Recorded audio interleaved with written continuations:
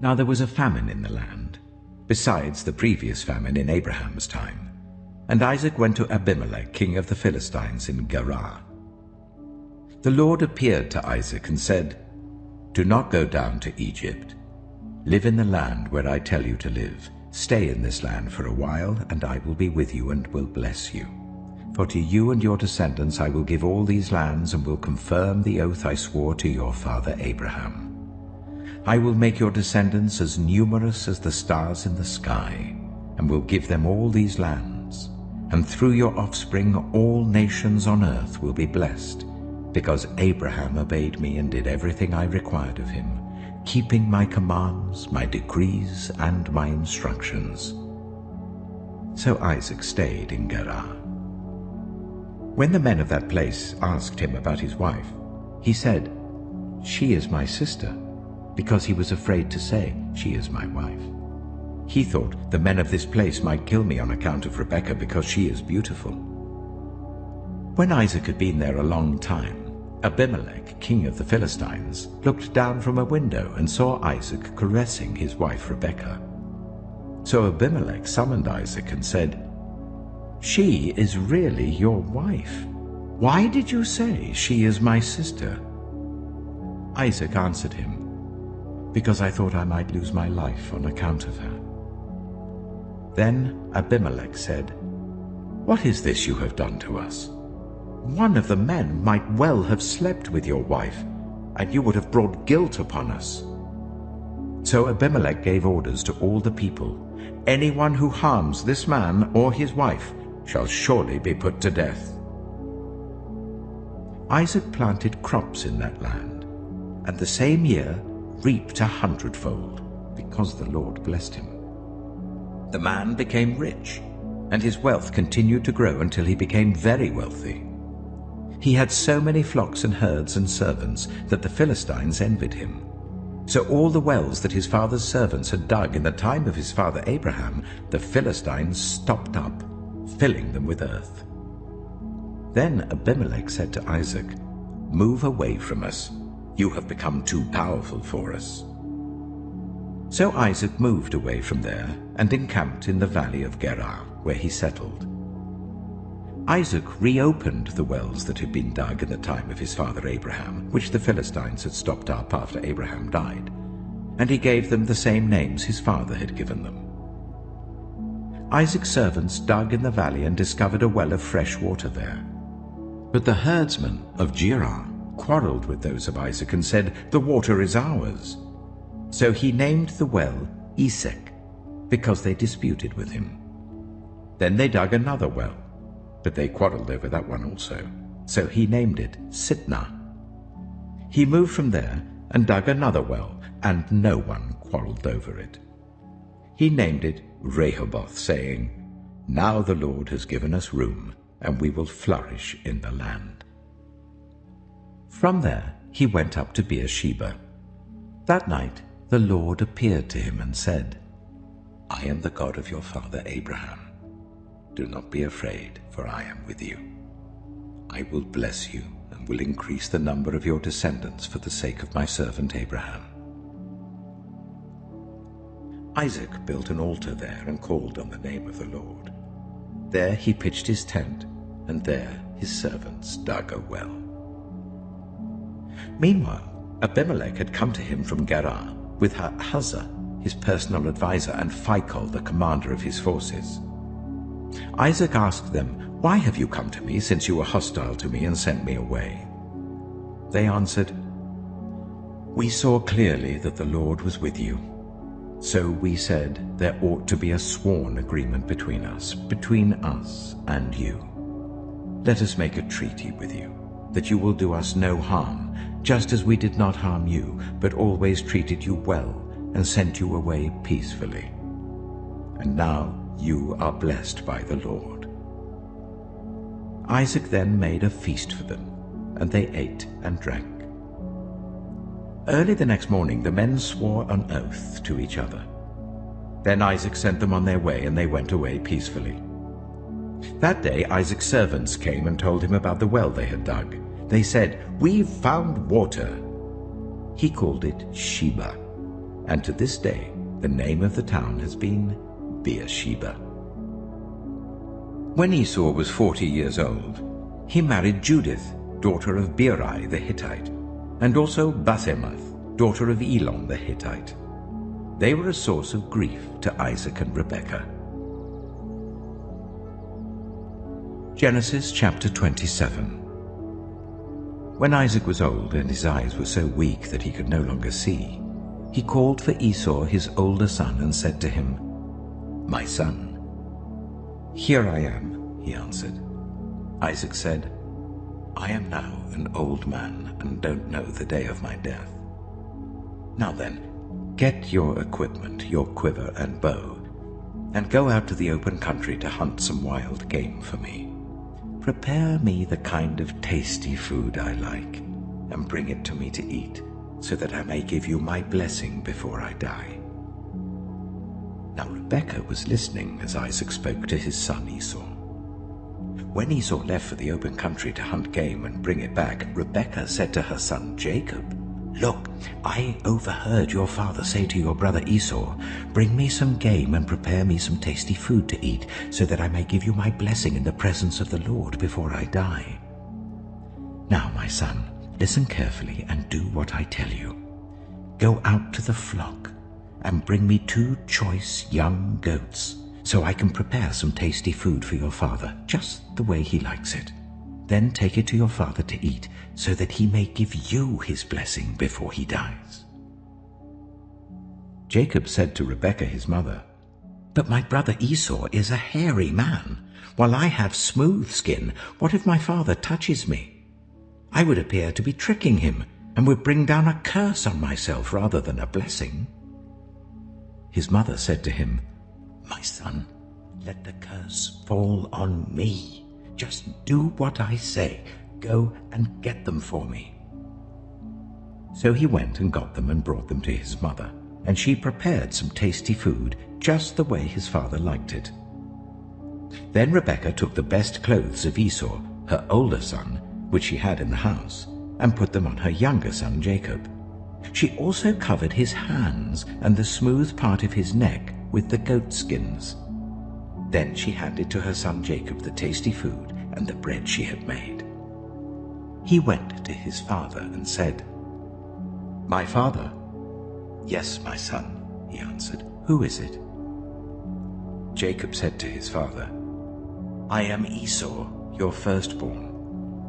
I have done as you told me. Please sit up and eat some of my game, so that you may give me your blessing." Isaac asked his son, "How did you find it so quickly, my son?" "The Lord your God gave me success," he replied. Then Isaac said to Jacob, "Come near so I can touch you, my son, to know whether you really are my son Esau or not." Jacob went close to his father Isaac, who touched him and said, "The voice is the voice of Jacob, but the hands are the hands of Esau." He did not recognize him, for his hands were hairy like those of his brother Esau, so he proceeded to bless him. "Are you really my son Esau?" he asked. "I am," he replied. Then he said, "My son, bring me some of your game to eat, so that I may give you my blessing." Jacob brought it to him, and he ate, and he brought some wine, and he drank. Then his father Isaac said to him, "Come here, my son, and kiss me."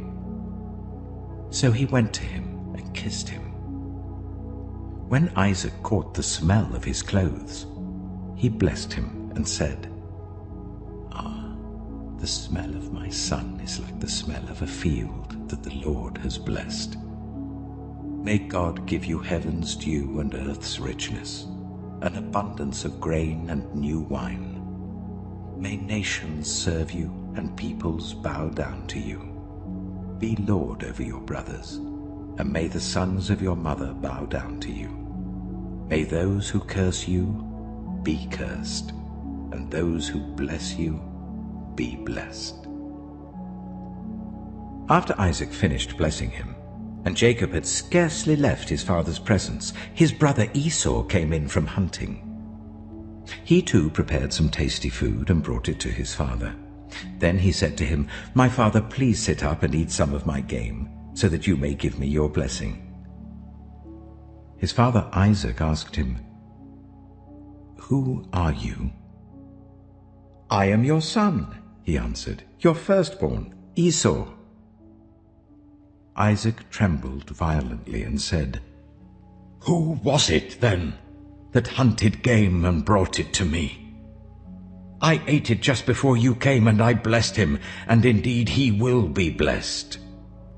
When Esau heard his father's words, he burst out with a loud and bitter cry, and said to his father, "Bless me, me too, my father." But he said, "Your brother came deceitfully and took your blessing." Esau said, "Isn't he rightly named Jacob? This is the second time he has taken advantage of me. He took my birthright, and now he's taken my blessing." Then he asked, "Haven't you reserved any blessing for me?" Isaac answered Esau, "I have made him lord over you, and have made all his relatives his servants, and I have sustained him with grain and new wine. So what can I possibly do for you, my son?"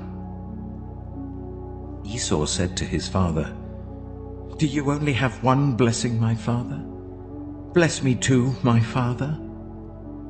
Then Esau wept aloud. His father Isaac answered him,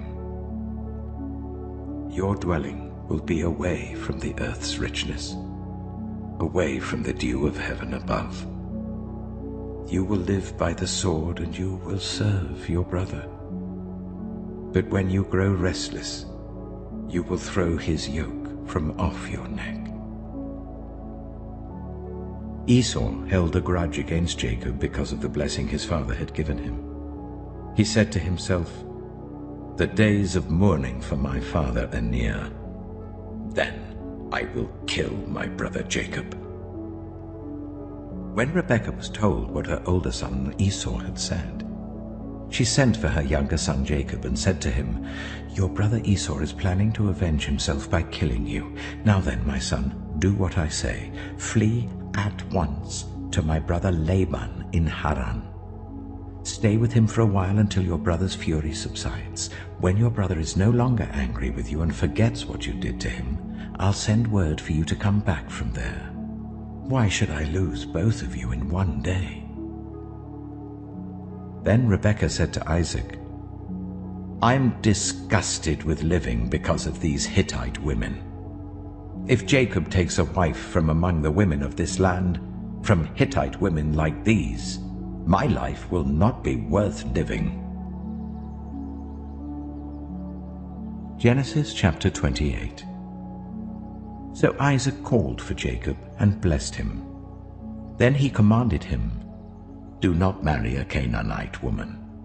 Go at once to Paddan Aram, to the house of your mother's father Bethuel. Take a wife for yourself there from among the daughters of Laban, your mother's brother. May God Almighty bless you and make you fruitful and increase your numbers, until you become a community of peoples.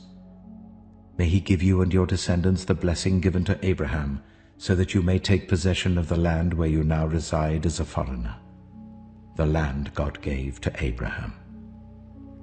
Then Isaac sent Jacob on his way, and he went to Paddan Aram, to Laban son of Bethuel the Aramean, the brother of Rebekah, who was the mother of Jacob and Esau.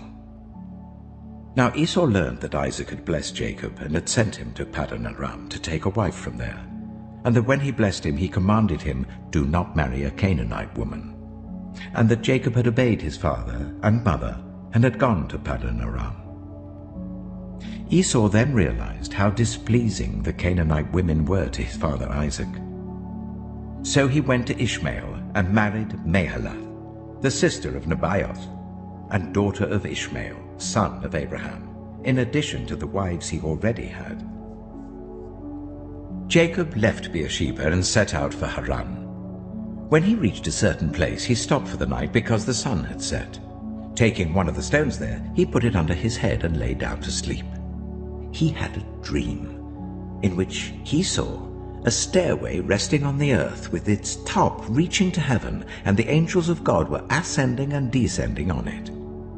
There above it stood the Lord, and he said, "I am the Lord, the God of your father Abraham and the God of Isaac. I will give you and your descendants the land on which you are lying. Your descendants will be like the dust of the earth, and you will spread out to the west and to the east, to the north and to the south. All peoples on earth will be blessed through you and your offspring. I am with you and will watch over you wherever you go, and I will bring you back to this land. I will not leave you until I have done what I have promised you." When Jacob awoke from his sleep, he thought, "Surely the Lord is in this place, and I was not aware of it." He was afraid and said, "How awesome is this place! This is none other than the house of God. This is the gate of heaven." Early the next morning, Jacob took the stone he had placed under his head and set it up as a pillar and poured oil on top of it. He called that place Bethel, though the city used to be called Luz. Then Jacob made a vow, saying, "If God will be with me and will watch over me on this journey I am taking, and will give me food to eat and clothes to wear, so that I return safely to my father's household, then the Lord will be my God. And this stone that I have set up as a pillar will be God's house, and of all that you give me, I will give you a tenth." Genesis chapter 29. Then Jacob continued on his journey and came to the land of the eastern peoples. There he saw a well in the open country with 3 flocks of sheep lying near it, because the flocks were watered from that well. The stone over the mouth of the well was large. When all the flocks were gathered there, the shepherds would roll the stone away from the well's mouth and water the sheep. Then they would return the stone to its place over the mouth of the well. Jacob asked the shepherds, "My brothers, where are you from?" "We're from Haran," they replied. He said to them, "Do you know Laban, Nahor's grandson?" "Yes, we know him," they answered. Then Jacob asked them, "Is he well?" "Yes, he is," they said. "And here comes his daughter Rachel with the sheep." "Look," he said, "the sun is still high. It is not time for the flocks to be gathered. Water the sheep and take them back to pasture." "We can't," they replied, "until all the flocks are gathered and the stone has been rolled away from the mouth of the well. Then we will water the sheep." While he was still talking with them, Rachel came with her father's sheep, for she was a shepherd. When Jacob saw Rachel, daughter of his uncle Laban, and Laban's sheep, he went over and rolled the stone away from the mouth of the well and watered his uncle's sheep. Then Jacob kissed Rachel and began to weep aloud. He had told Rachel that he was a relative of her father and a son of Rebekah. So she ran and told her father. As soon as Laban heard the news about Jacob, his sister's son, he hurried to meet him. He embraced him and kissed him and brought him to his home. And there Jacob told him all these things. Then Laban said to him, "You are my own flesh and blood." After Jacob had stayed with him for a whole month, Laban said to him, "Just because you're a relative of mine, should you work for me for nothing? Tell me what your wages should be." Now Laban had 2 daughters. The name of the older was Leah, and the name of the younger was Rachel. Leah had weak eyes, but Rachel had a lovely figure and was beautiful. Jacob was in love with Rachel and said, "I'll work for you 7 years in return for your younger daughter Rachel." Laban said, "It's better that I give her to you than to some other man. Stay here with me." So Jacob served 7 years to get Rachel, but they seemed like only a few days to him because of his love for her. Then Jacob said to Laban, "Give me my wife. My time is completed, and I want to make love to her." So Laban brought together all the people of the place and gave a feast.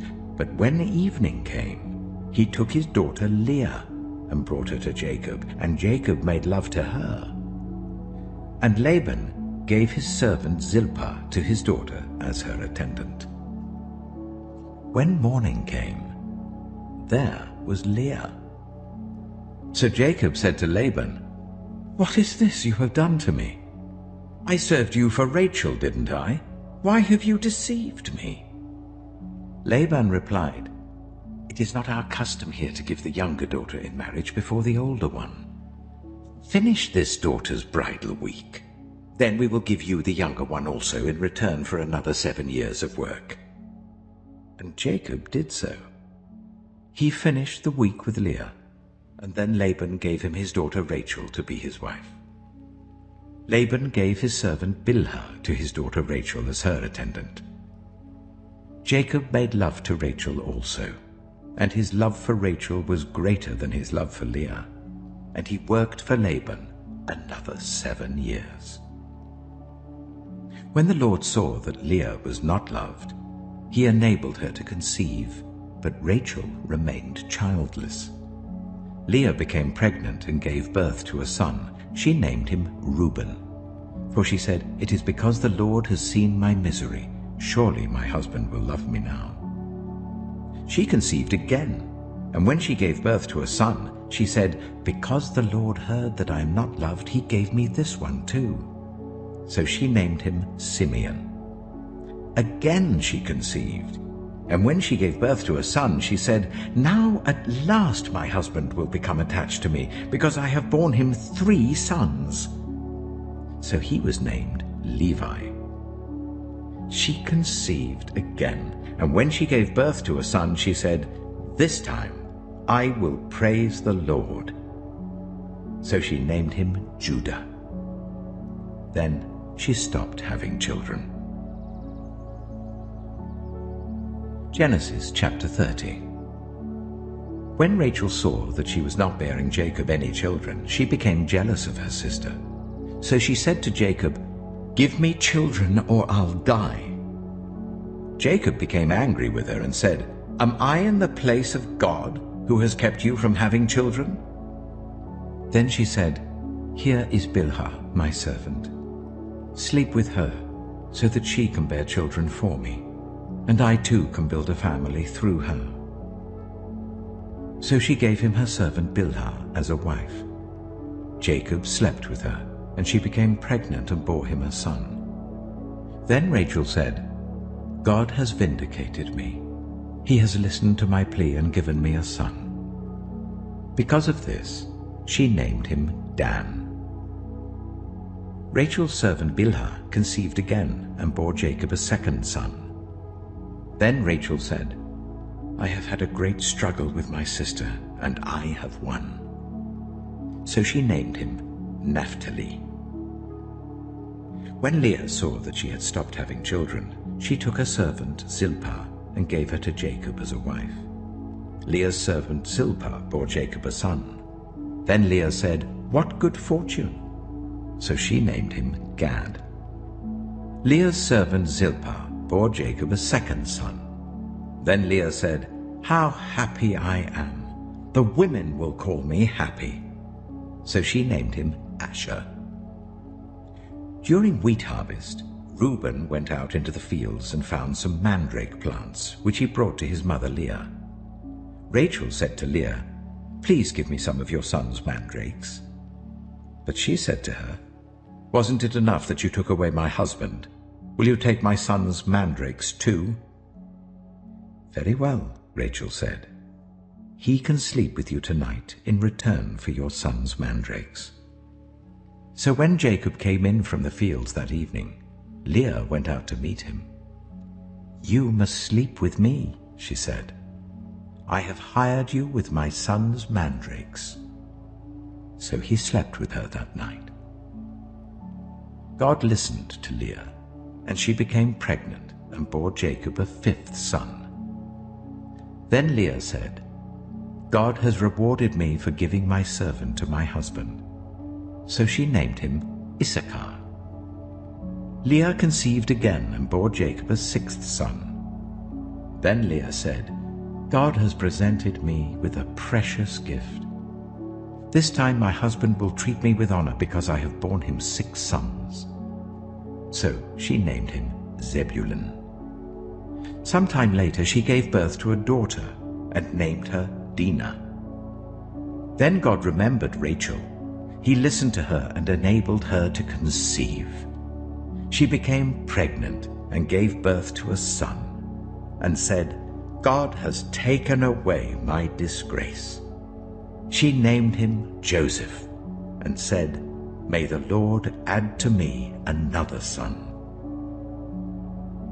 After Rachel gave birth to Joseph, Jacob said to Laban, "Send me on my way so I can go back to my own homeland.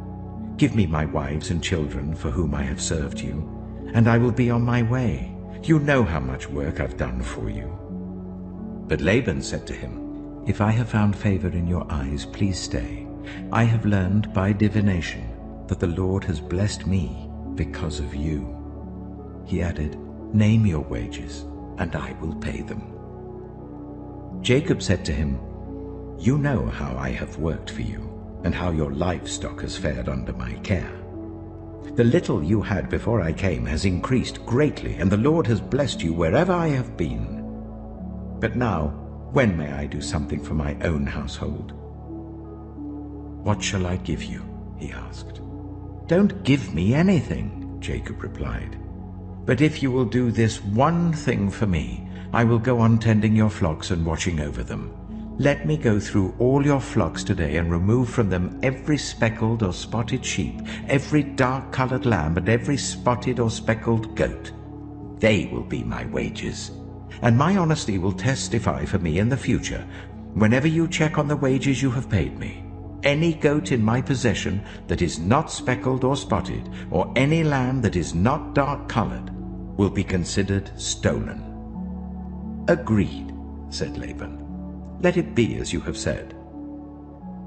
That same day he removed all the male goats that were streaked or spotted, and all the speckled or spotted female goats, all that had white on them, and all the dark-colored lambs, and he placed them in the care of his sons.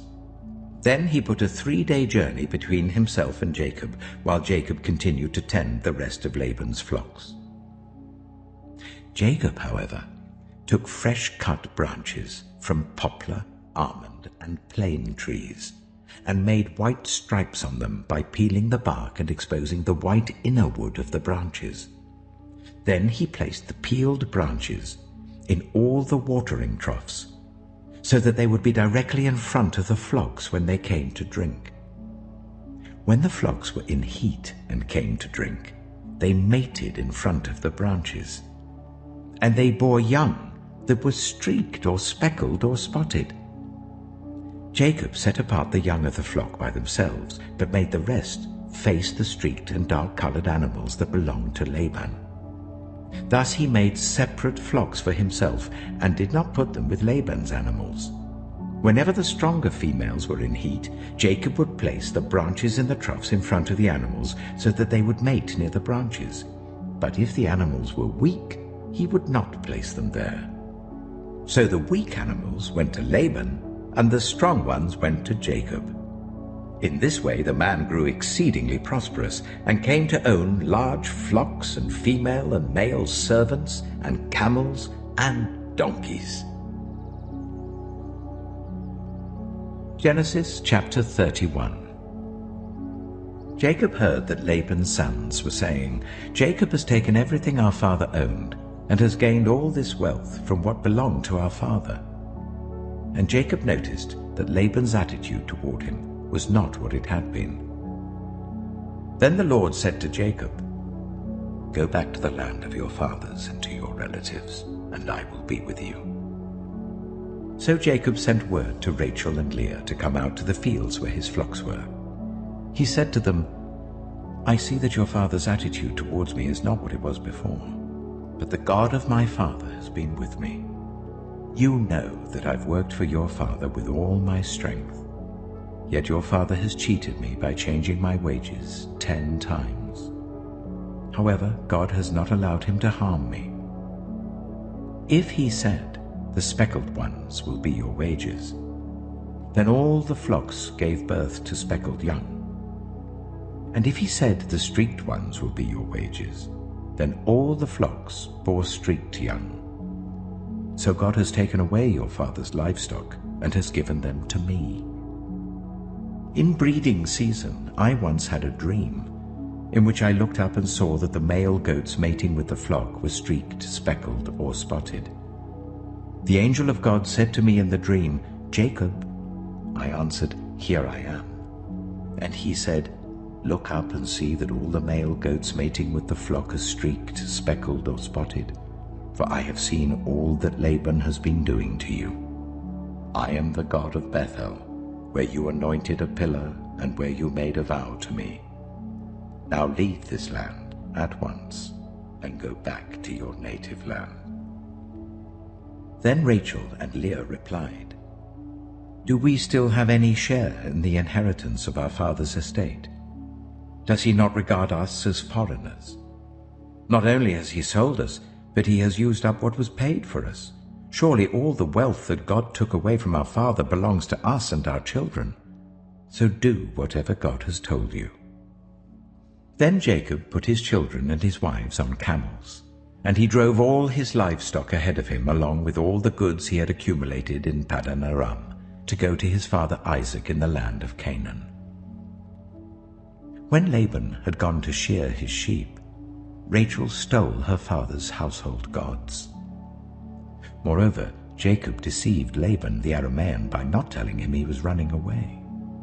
So he fled with all he had, crossed the Euphrates River, and headed for the hill country of Gilead. On the third day, Laban was told that Jacob had fled. Taking his relatives with him, he pursued Jacob for 7 days and caught up with him in the hill country of Gilead. Then God came to Laban the Aramean in a dream at night and said to him, "Be careful not to say anything to Jacob, either good or bad." Jacob had pitched his tent in the hill country of Gilead when Laban overtook him, and Laban and his relatives camped there too. Then Laban said to Jacob, "What have you done? You've deceived me, and you've carried off my daughters like captives in war.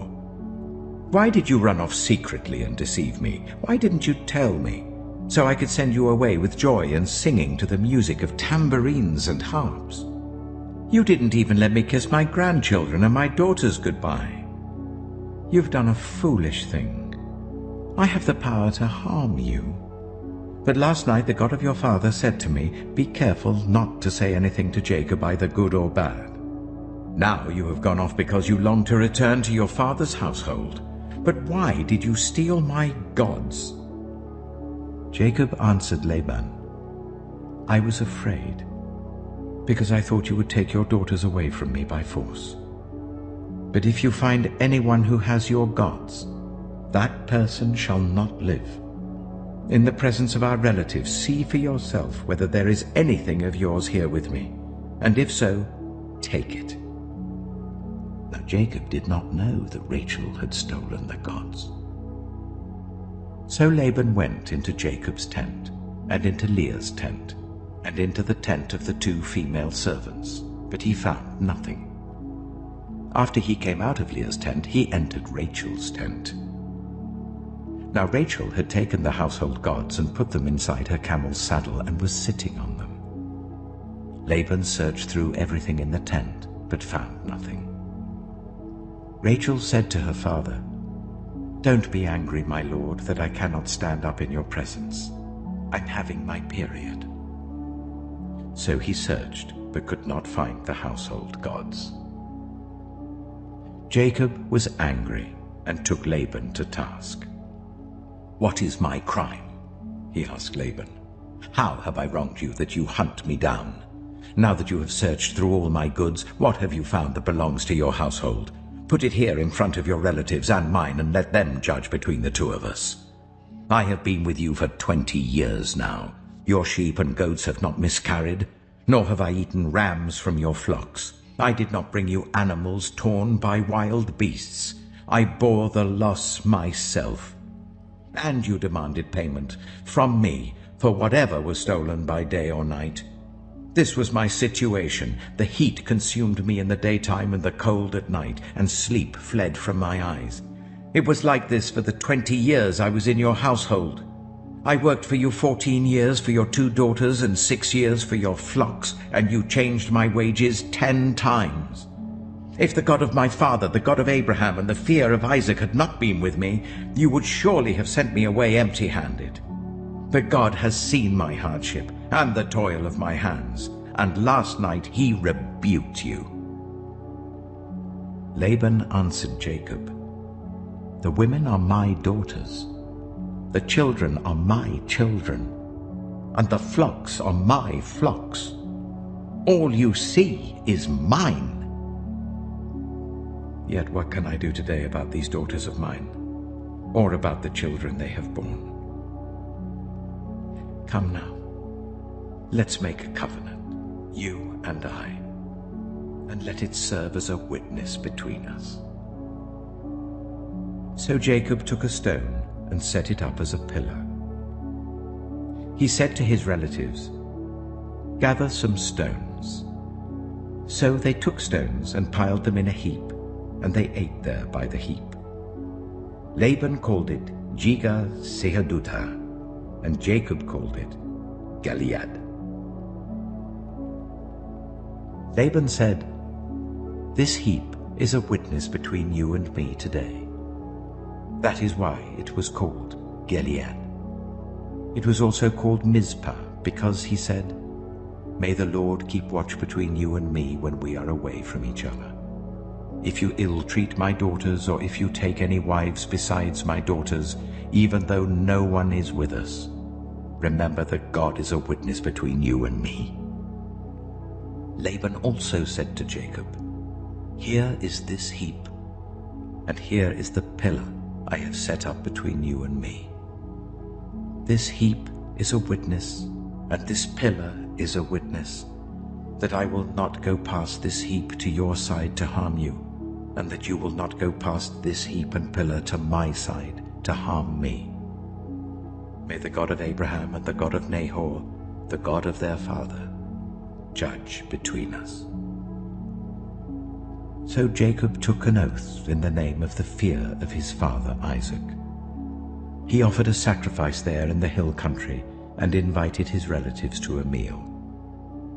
After they had eaten, they spent the night there. Early the next morning, Laban kissed his grandchildren and his daughters and blessed them. Then he left and returned home. Genesis chapter 32. Jacob also went on his way, and the angels of God met him. When Jacob saw them, he said, "This is the camp of God." So he named that place Mahanaim. Jacob sent messengers ahead of him to his brother Esau in the land of Seir, the country of Edom. He instructed them, "This is what you are to say to my lord Esau. Your servant Jacob says, I have been staying with Laban and have remained there till now. I have cattle and donkeys, sheep and goats, male and female servants. Now I am sending this message to my lord, that I may find favor in your eyes." When the messengers returned to Jacob, they said, "We went to your brother Esau, and now he is coming to meet you, and 400 men are with him." In great fear and distress, Jacob divided the people who were with him into 2 groups, and the flocks and herds and camels as well. He thought, if Esau comes and attacks one group, the group that is left may escape. Then Jacob prayed,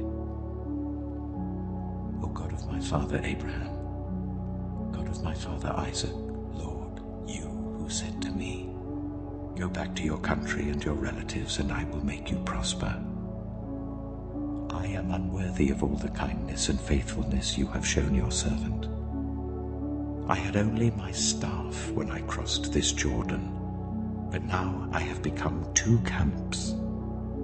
Save me, I pray, from the hand of my brother Esau, for I am afraid he will come and attack me, and also the mothers with their children. But you have said, I will surely make you prosper, and will make your descendants like the sand of the sea, which cannot be counted. He spent the night there, and from what he had with him, he selected a gift for his brother Esau: 200 female goats and 20 male goats, 200 ewes and 20 rams, 30 female camels with their young, 40 cows and 10 bulls, and 20 female donkeys and 10 male donkeys.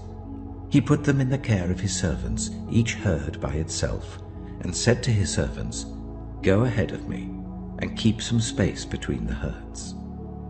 He instructed the one in the lead, When my brother Esau meets you and asks, Who do you belong to, and where are you going, and who owns all these animals in front of you?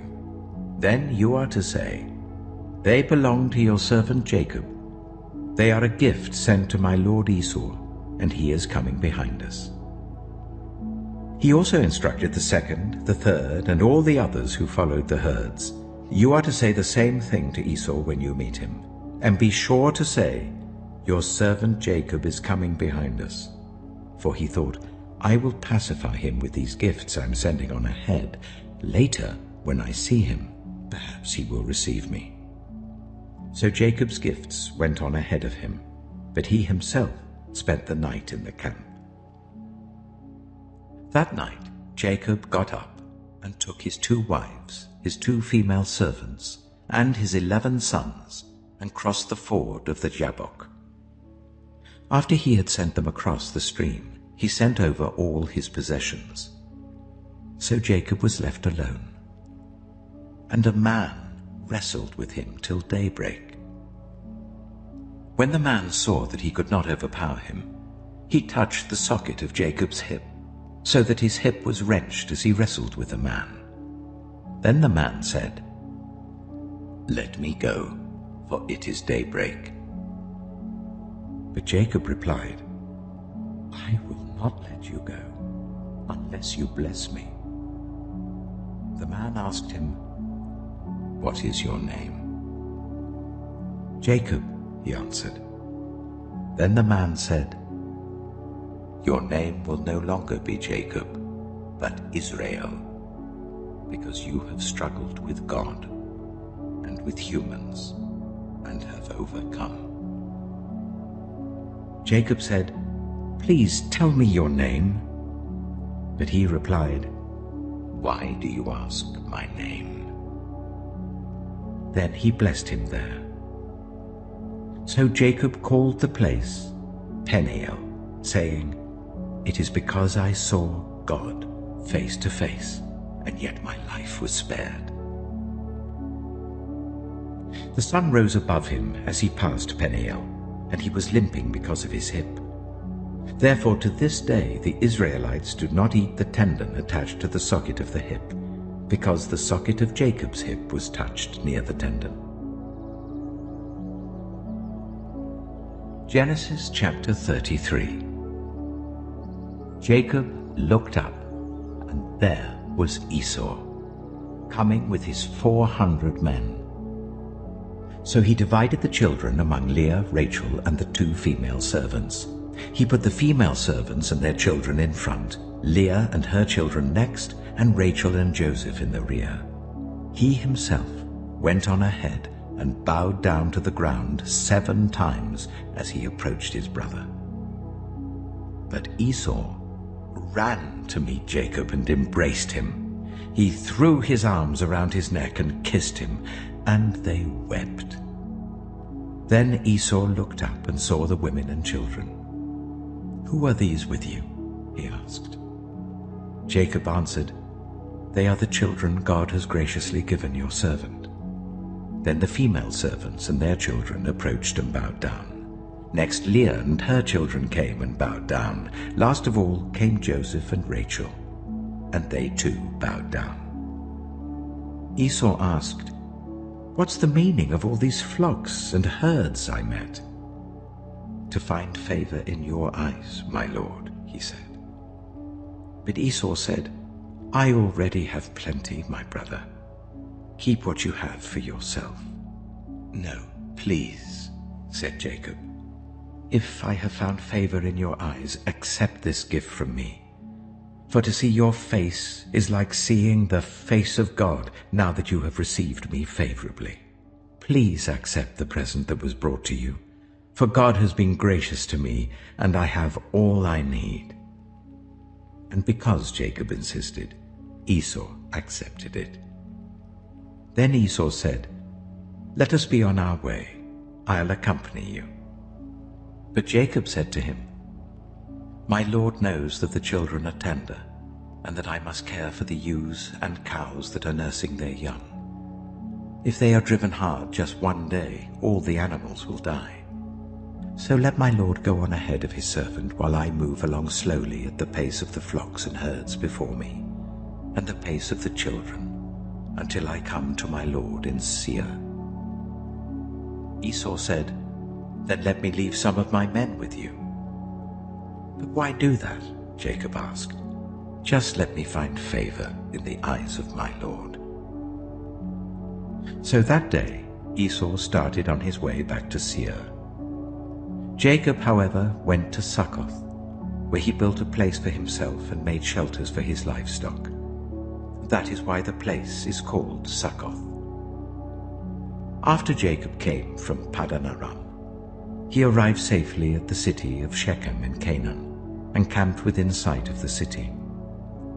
For 100 pieces of silver he bought from the sons of Hamor, the father of Shechem, the plot of ground where he pitched his tent. There he set up an altar and called it El Elohe Israel. Genesis chapter 34. Now Dinah, the daughter Leah had borne to Jacob, went out to visit the women of the land. When Shechem, son of Hamor the Hivite, the ruler of that area, saw her, he took her and raped her. His heart was drawn to Dinah, daughter of Jacob. He loved the young woman and spoke tenderly to her. And Shechem said to his father Hamor, "Get me this girl as my wife." When Jacob heard that his daughter Dinah had been defiled, his sons were in the fields with his livestock, so he did nothing about it until they came home. Then Shechem's father Hamor went out to talk with Jacob. Meanwhile, Jacob's sons had come in from the fields as soon as they heard what had happened. They were shocked and furious, because Shechem had done an outrageous thing in Israel by sleeping with Jacob's daughter, a thing that should not be done. But Hamor said to them, "My son Shechem has his heart set on your daughter. Please give her to him as his wife. Intermarry with us. Give us your daughters and take our daughters for yourselves. You can settle among us. The land is open to you. Live in it, trade in it, and acquire property in it." Then Shechem said to Dinah's father and brothers, "Let me find favor in your eyes, and I will give you whatever you ask. Make the price for the bride and the gift I am to bring as great as you like, and I'll pay whatever you ask me. Only give me the young woman as my wife." Because their sister Dinah had been defiled, Jacob's sons replied deceitfully as they spoke to Shechem and his father Hamor. They said to them, "We can't do such a thing. We can't give our sister to a man who is not circumcised. That would be a disgrace to us. We will enter into an agreement with you on one condition only, that you become like us by circumcising all your males. Then we will give you our daughters and take your daughters for ourselves. We'll settle among you and become one people with you. But if you will not agree to be circumcised, we'll take our sister and go." Their proposal seemed good to Hamor and his son Shechem. The young man, who was the most honored of all his father's family, lost no time in doing what they said, because he was delighted with Jacob's daughter. So Hamor and his son Shechem went to the gate of their city to speak to the men of their city. "These men are friendly towards us," they said. "Let them live in our land and trade in it. The land has plenty of room for them. We can marry their daughters and they can marry ours. But the men will agree to live with us as one people, only on the condition that our males be circumcised, as they themselves are. Won't their livestock, their property, and all their other animals become ours? So let us agree to their terms, and they will settle among us." All the men who went out of the city gate agreed with Hamor and his son Shechem, and every male in the city was circumcised. 3 days later, while all of them were still in pain, 2 of Jacob's sons, Simeon and Levi, Dinah's brothers, took their swords and attacked the unsuspecting city, killing every male. They put Hamor and his son Shechem to the sword and took Dinah from Shechem's house and left. The sons of Jacob came upon the dead bodies and looted the city where their sister had been defiled. They seized their flocks and herds and donkeys and everything else of theirs in the city and out in the fields. They carried off all their wealth and all their women and children, taking as plunder everything in the houses. Then Jacob said to Simeon and Levi, "You have brought trouble on me by making me obnoxious to the Canaanites and the Perizzites, the people living in this land. We are few in number, and if they join forces against me and attack me, I and my household will be destroyed." But they replied, "Should he have treated our sister like a prostitute?" Genesis chapter 35. Then God said to Jacob, "Go up to Bethel and settle there, and build an altar there to God, who appeared to you when you were fleeing from your brother Esau." So Jacob said to his household and to all who were with him, "Get rid of the foreign gods you have with you, and purify yourselves and change your clothes. Then come, let us go up to Bethel, where I will build an altar to God, who answered me in the day of my distress, and who has been with me wherever I have gone." So they gave Jacob all the foreign gods they had, and the rings in their ears, and Jacob buried them under the oak at Shechem. Then they set out, and the terror of God fell on the towns all around them, so that no one pursued them. Jacob and all the people with him came to Luz, that is Bethel, in the land of Canaan. There he built an altar, and he called the place El Bethel, because it was there that God revealed himself to him when he was fleeing from his brother. Now Deborah, Rebekah's nurse, died and was buried under the oak outside Bethel, so it was named Allon Bacuth. After Jacob returned from Paddan Aram, God appeared to him again and blessed him. God said to him, "Your name is Jacob, but you will no longer be called Jacob. Your name will be Israel." So he named him Israel. And God said to him, "I am God Almighty. Be fruitful and increase in number. A nation and a community of nations will come from you, and kings will be among your descendants. The land I gave to Abraham and Isaac I also give to you, and I will give this land to your descendants after you." Then God went up from him at the place where he had talked with him. Jacob set up a stone pillar at the place where God had talked with him, and he poured out a drink offering on it. He also poured oil on it. Jacob called the place where God had talked with him Bethel. Then they moved on from Bethel. While they were still some distance from Ephraim, Rachel began to give birth and had great difficulty. And as she was having great difficulty in childbirth, the midwife said to her, "Don't despair, for you have another son." As she breathed her last, for she was dying, she named her son Ben-Oni, but his father named him Benjamin. So Rachel died and was buried on the way to Ephraim, that is Bethlehem. Over her tomb Jacob set up a pillar, and to this day that pillar marks Rachel's tomb.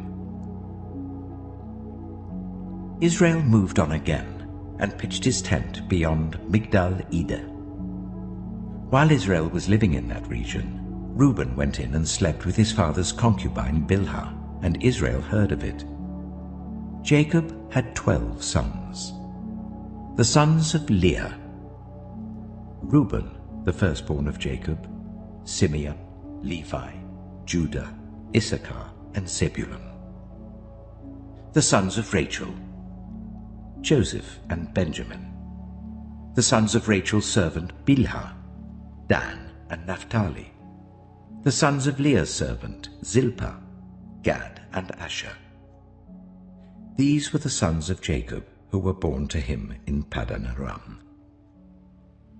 Jacob came home to his father Isaac in Mamre, near Kiriath Arba, that is Hebron, where Abraham and Isaac had stayed. Isaac lived 180 years. Then he breathed his last and died, and was gathered to his people, old and full of years. And his sons Esau and Jacob buried him. Genesis chapter 36. This is the account of the family line of Esau, that is, Edom. Esau took his wives from the women of Canaan: Adah, daughter of Elon the Hittite, and Aholibamah, daughter of Anah and granddaughter of Zibeon the Hittite, and Basemath, daughter of Ishmael and sister of Nebaioth. Adah bore Eliphaz to Esau, Basemath bore Ruel, and Aholibamah bore Jeush, Jalam, and Korah. These were the sons of Esau who were born to him in Canaan. Esau took his wives and sons and daughters and all the members of his household, as well as his livestock and all his other animals and all the goods he had acquired in Canaan, and moved to a land some distance from his brother Jacob. Their possessions were too great for them to remain together. The land where they were staying could not support them both because of their livestock. So Esau, that is Edom, settled in the hill country of Seir. This is the account of the family line of Esau, the father of the Edomites, in the hill country of Seir. These are the names of Esau's sons: Eliphaz, the son of Esau's wife Adah, and Ruel, the son of Esau's wife Basemath. The sons of Eliphaz: Teman, Omar, Zepho, Getim, and Kenaz. Esau's son Eliphaz also had a concubine named Timnah, who bore him Amalek. These were grandsons of Esau's wife Adah. The sons of Ruel: Nahath, Zerah, Shammah, and Mitzah. These were grandsons of Esau's wife Basemath. The sons of Esau's wife Aholibamah, daughter of Anah and granddaughter of Zibeon, whom she bore to Esau: Jeush, Jalam, and Korah. These were the chiefs among Esau's descendants. The sons of Eliphaz, the firstborn of Esau: chiefs Teman, Omar, Zepho, Kenaz, Korah, Getim, and Amalek. These were the chiefs descended from Eliphaz in Edom. They were grandsons of Adah. The sons of Esau's son Ruel: chiefs Nahath, Zerah, Shammah, and Mitzah. These were the chiefs descended from Ruel in Edom. They were grandsons of Esau's wife Basemath. The sons of Esau's wife Aholibamah: chiefs Jeush, Jalam, and Korah. These were the chiefs descended from Esau's wife Aholibamah, daughter of Anah. These were the sons of Esau, that is Edom, and these were their chiefs. These were the sons of Seir the Horite, who were living in the region: Lotan, Shobal, Zibeon, Anah, Dishon, Ezer, and Dishan. These sons of Seir in Edom were Horite chiefs. The sons of Lotan: Horai and Homam. Timnah was Lotan's sister. The sons of Shobal: Alvan, Manahath, Ebal, Shapho, and Onam. The sons of Zibeon, Ea and Anah. This is the Anah who discovered the hot springs in the desert while he was grazing the donkeys of his father Zibeon. The children of Anah, Dishon and Aholibamah, daughter of Anah. The sons of Dishon, Hemdan, Eshban, Ithran, and Kiran. The sons of Ezer, Bilhan, Zevan, and Etan. The sons of Dishan, Az and Aram. These were the Horite chiefs: Lotan, Shobal, Zibeon, Anah, Dishon, Ezer, and Dishan. These were the Horite chiefs according to their divisions in the land of Seir. These were the kings who reigned in Edom before any Israelite king reigned. Bela, son of Beor, became king of Edom. His city was named Dinhabah. When Bela died, Jobab, son of Zerah from Bozrah, succeeded him as king. When Jobab died, Husham from the land of the Tammanites succeeded him as king. When Husham died, Hadad, son of Bedad, who defeated Midian in the country of Moab, succeeded him as king. His city was named Avith. When Hadad died, Samlah from Masrekah succeeded him as king. When Samlah died, Shaul from Rehoboth on the river succeeded him as king. When Shaul died, Baal-Hanan, son of Akbor, succeeded him as king. When Baal-Hanan, son of Akbor, died, Hadad succeeded him as king. His city was named Peiu, and his wife's name was Mehetabel, daughter of Matred, the daughter of Mezahab. These were the chiefs descended from Esau, by name according to their clans and regions: Timnah, Alivah, Jetheth, Aholibamah, Elah, Pinon, Kizah, Teman, Mibzah, Magdiel, and Iram. These were the chiefs of Edom according to their settlements in the land they occupied. This is the family line of Esau, the father of the Edomites. Genesis chapter 37. Jacob lived in the land where his father had stayed, the land of Canaan. This is the account of Jacob's family line. Joseph, a young man of 17, was tending the flocks with his brothers, the sons of Bilhah and the sons of Zilpah, his father's wives, and he brought their father a bad report about them. Now Israel loved Joseph more than any of his other sons, because he had been born to him in his old age, and he made an ornate robe for him. When his brothers saw that their father loved him more than any of them, they hated him and could not speak a kind word to him. Joseph had a dream, and when he told it to his brothers, they hated him all the more. He said to them, "Listen to this dream I had. We were binding sheaves of corn out in the field when suddenly my sheaf rose and stood upright, while your sheaves gathered round mine and bowed down to it." His brothers said to him, "Do you intend to reign over us? Will you actually rule us?" And they hated him all the more because of his dream and what he had said. Then he had another dream, and he told it to his brothers. "Listen," he said, "I had another dream, and this time the sun and moon and 11 stars were bowing down to me." When he told his father as well as his brothers, his father rebuked him and said, "What is this dream you had? Will your mother and I and your brothers actually come and bow down to the ground before you?" His brothers were jealous of him, but his father kept the matter in mind. Now his brothers had gone to graze their father's flocks near Shechem, and Israel said to Joseph, "As you know, your brothers are grazing the flocks near Shechem. Come, I'm going to send you to them." "Very well," he replied. So he said to him, "Go and see if all is well with your brothers and with the flocks, and bring word back to me." Then he sent him off from the valley of Hebron.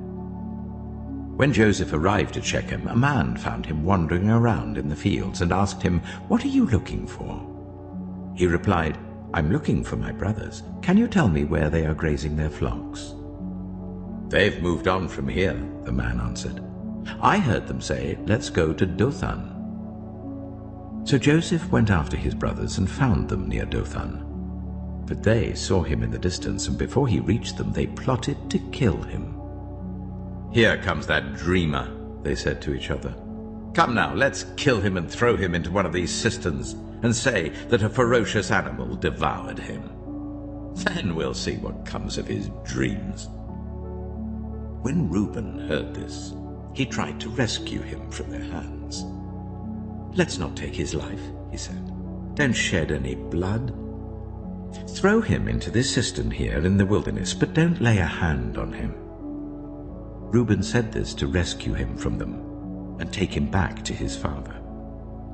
So when Joseph came to his brothers, they stripped him of his robe, the ornate robe he was wearing, and they took him and threw him into the cistern. The cistern was empty, there was no water in it. As they sat down to eat their meal, they looked up and saw a caravan of Ishmaelites coming from Gilead. Their camels were loaded with spices, balm and myrrh, and they were on their way to take them down to Egypt. Judah said to his brothers, "What will we gain if we kill our brother and cover up his blood? Come, let's sell him to the Ishmaelites and not lay our hands on him. After all, he is our brother, our own flesh and blood." His brothers agreed. So when the Midianite merchants came by, his brothers pulled Joseph up out of the cistern and sold him for 20 shekels of silver to the Ishmaelites, who took him to Egypt. When Reuben returned to the cistern and saw that Joseph was not there, he tore his clothes. He went back to his brothers and said, "The boy isn't there. Where can I turn now?" Then they got Joseph's robe, slaughtered a goat and dipped the robe in the blood. They took the ornate robe back to their father and said, "We found this. Examine it to see whether it is your son's robe." He recognized it and said, "It is my son's robe. Some ferocious animal has devoured him. Joseph has surely been torn to pieces." Then Jacob tore his clothes, put on sackcloth, and mourned for his son many days. All his sons and daughters came to comfort him, but he refused to be comforted. "No," he said, "I will continue to mourn until I join my son in the grave." So his father wept for him. Meanwhile, the Midianites sold Joseph in Egypt to Potiphar, one of Pharaoh's officials, the captain of the guard. Genesis chapter 38. At that time, Judah left his brothers and went down to stay with a man of Adullam named Hira. There Judah met the daughter of a Canaanite man named Shua. He married her and made love to her. She became pregnant and gave birth to a son, who was named She conceived again and gave birth to a son and named him Onan. She gave birth to still another son and named him Shelah. It was at Kisib that she gave birth to him. Judah got a wife for his firstborn, and her name was Tamar. But Judah's firstborn, was wicked in the Lord's sight, so the Lord put him to death. Then Judah said to Onan, "Sleep with your brother's wife, and fulfill your duty to her as a brother-in-law to raise up offspring for your brother." But Onan knew that the child would not be his. So whenever he slept with his brother's wife, he spilled his semen on the ground to avoid providing offspring for his brother. What he did was wicked in the Lord's sight, so the Lord put him to death also. Judah then said to his daughter-in-law Tamar, "Live as a widow in your father's household until my son Shelah grows up." For he thought, he may die too, just like his brothers. So Tamar went to live in her father's household. After a long time, Judah's wife, the daughter of Shua, died. When Judah had recovered from his grief, he went up to Timnah to the men who were shearing his sheep, and his friend Hira the Adullamite went with him. When Tamar was told, "Your father-in-law is on his way to Timnah to shear his sheep," she took off her widow's clothes, covered herself with a veil to disguise herself, and then sat down at the entrance to Enaim, which is on the road to Timnah, for she saw that though Shelah had now grown up, she had not been given to him as his wife. When Judah saw her, he thought she was a prostitute, for she had covered her face. Not realizing that she was his daughter-in-law, he went over to her by the roadside and said, "Come now, let me sleep with you." "And what will you give me to sleep with you?" she asked. "I'll send you a young goat from my flock," he said. "Will you give me something as a pledge until you send it?" she asked. He said, "What pledge should I give you?" "Your seal and its cord and the staff in your hand," she answered. So he gave them to her and slept with her, and she became pregnant by him. After she left, she took off her veil and put on her widow's clothes again. Meanwhile, Judah sent the young goat by his friend the Adullamite in order to get his pledge back from the woman, but he did not find her. He asked the men who lived there, "Where is the shrine prostitute who was beside the road at Enaim?" "There hasn't been any shrine prostitute here," they said. So he went back to Judah and said, "I didn't find her. Besides, the men who lived there said, 'There hasn't been any shrine prostitute here.'" Then Judah said, "Let her keep what she has, or we will become a laughingstock. After all, I did send her this young goat, but you didn't find her." About 3 months later, Judah was told, "Your daughter-in-law Tamar is guilty of prostitution, and as a result she is now pregnant." Judah said, "Bring her out, and let her be burned to death." As she was being brought out, she sent a message to her father-in-law. "I am pregnant by the man who owns these," she said. And she added, "See if you recognize whose seal and cord and staff these are." Judah recognized them and said, "She is more righteous than I, since I wouldn't give her to my son Shelah." And he did not sleep with her again. When the time came for her to give birth, there were twin boys in her womb. As she was giving birth, one of them put out his hand. So the midwife took a scarlet thread and tied it on his wrist and said, "This one came out first." But when he drew back his hand, his brother came out, and she said, "So this is how you have broken out." And he was named Perez. Then his brother, who had the scarlet thread on his wrist, came out, and he was named Zerah. Genesis chapter 39. Now Joseph had been taken down to Egypt. Potiphar, an Egyptian who was one of Pharaoh's officials, the captain of the guard, bought him from the Ishmaelites who had taken him there. The Lord was with Joseph, so that he prospered, and he lived in the house of his Egyptian master. When his master saw that the Lord was with him, and that the Lord gave him success in everything he did, Joseph found favor in his eyes and became his attendant. Potiphar put him in charge of his household, and he entrusted to his care everything he owned. From the time he put him in charge of his household and of all that he owned, the Lord blessed the household of the Egyptian because of Joseph. The blessing of the Lord was on everything Potiphar had, both in the house and in the field. So Potiphar left everything he had in Joseph's care. With Joseph in charge, he did not concern himself with anything except the food he ate. Now Joseph was well built and handsome.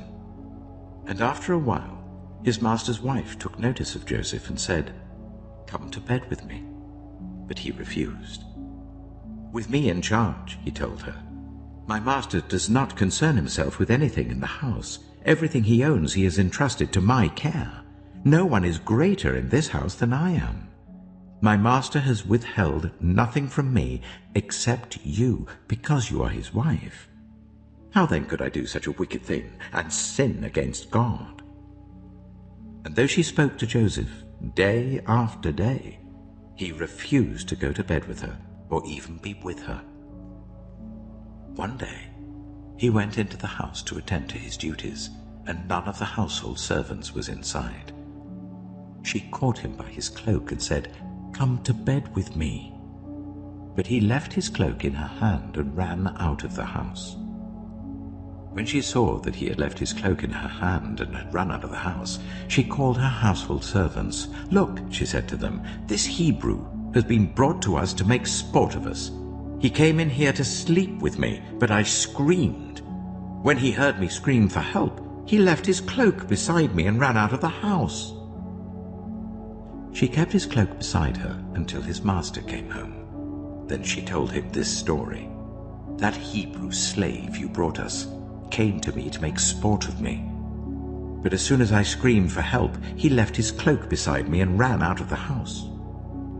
When his master heard the story his wife told him, saying, "This is how your slave treated me," he burned with anger. Joseph's master took him and put him in prison, the place where the king's prisoners were confined. But while Joseph was there in the prison, the Lord was with him. He showed him kindness and granted him favor in the eyes of the prison warden.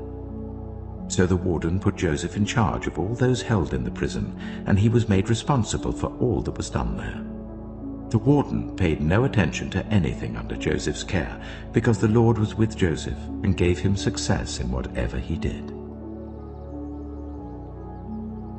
Genesis chapter 40. Some time later, the cupbearer and the baker of the king of Egypt offended their master, the king of Egypt. Pharaoh was angry with his two officials, the chief cupbearer and the chief baker, and put them in custody in the house of the captain of the guard, in the same prison where Joseph was confined. The captain of the guard assigned them to Joseph, and he attended them. After they had been in custody for some time, each of the two men, the cupbearer and the baker of the king of Egypt, who were being held in prison, had a dream the same night, and each dream had a meaning of its own.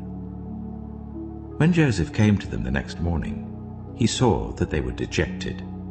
So he asked Pharaoh's officials who were in custody with him in his master's house, "Why do you look so sad today?"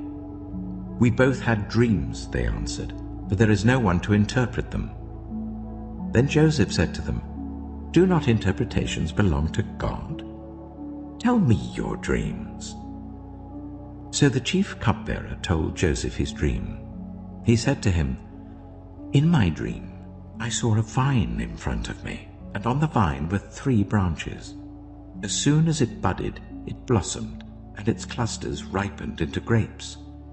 Pharaoh's cup was in my hand, and I took the grapes, squeezed them into Pharaoh's cup, and put the cup in his hand."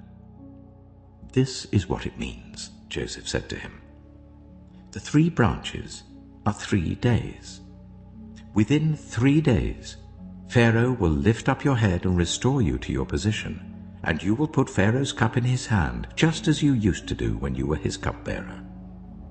But when all goes well with you, remember me and show me kindness.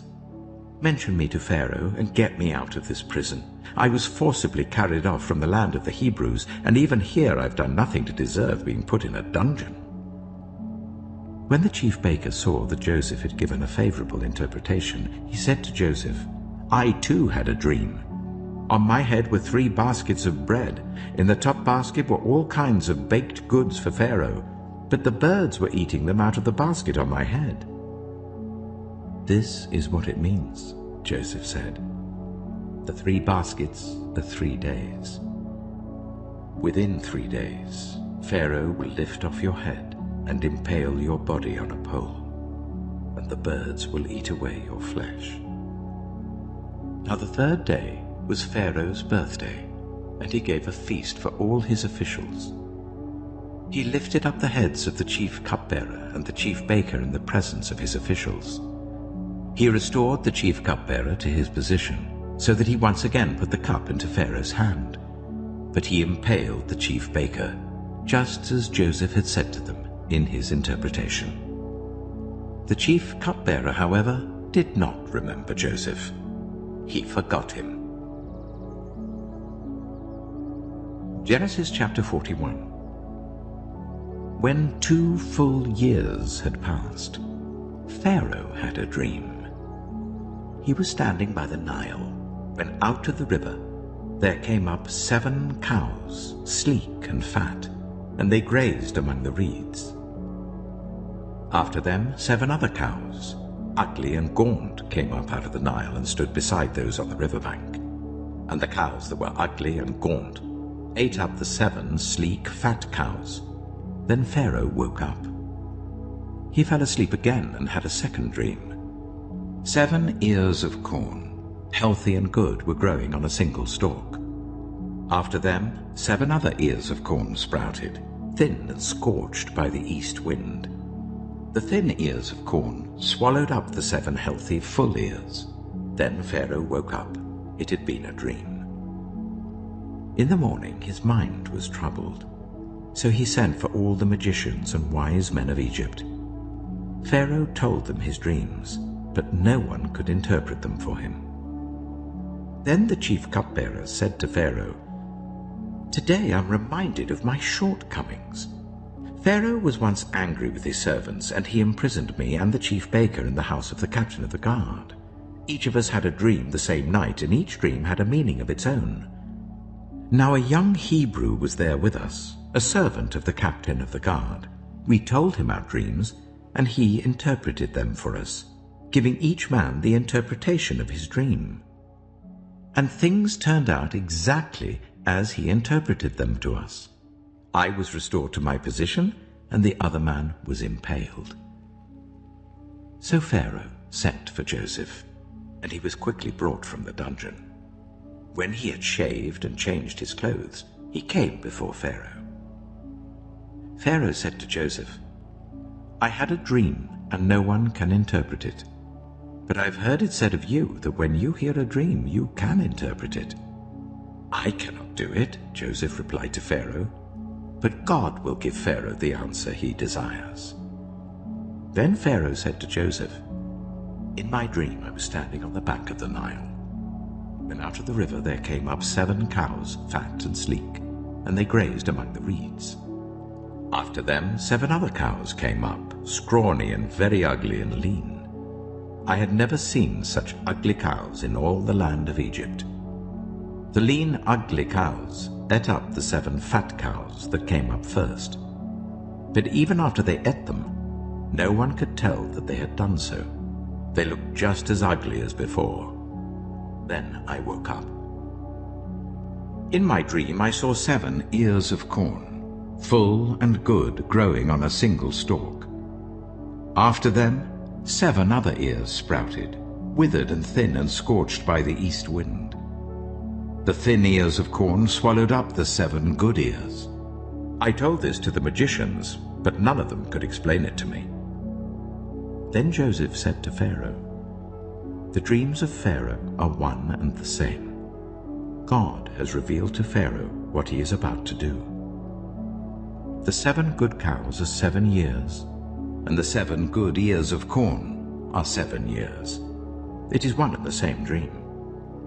The 7 lean, ugly cows that came up afterward are 7 years, and so are the 7 worthless ears of corn scorched by the east wind.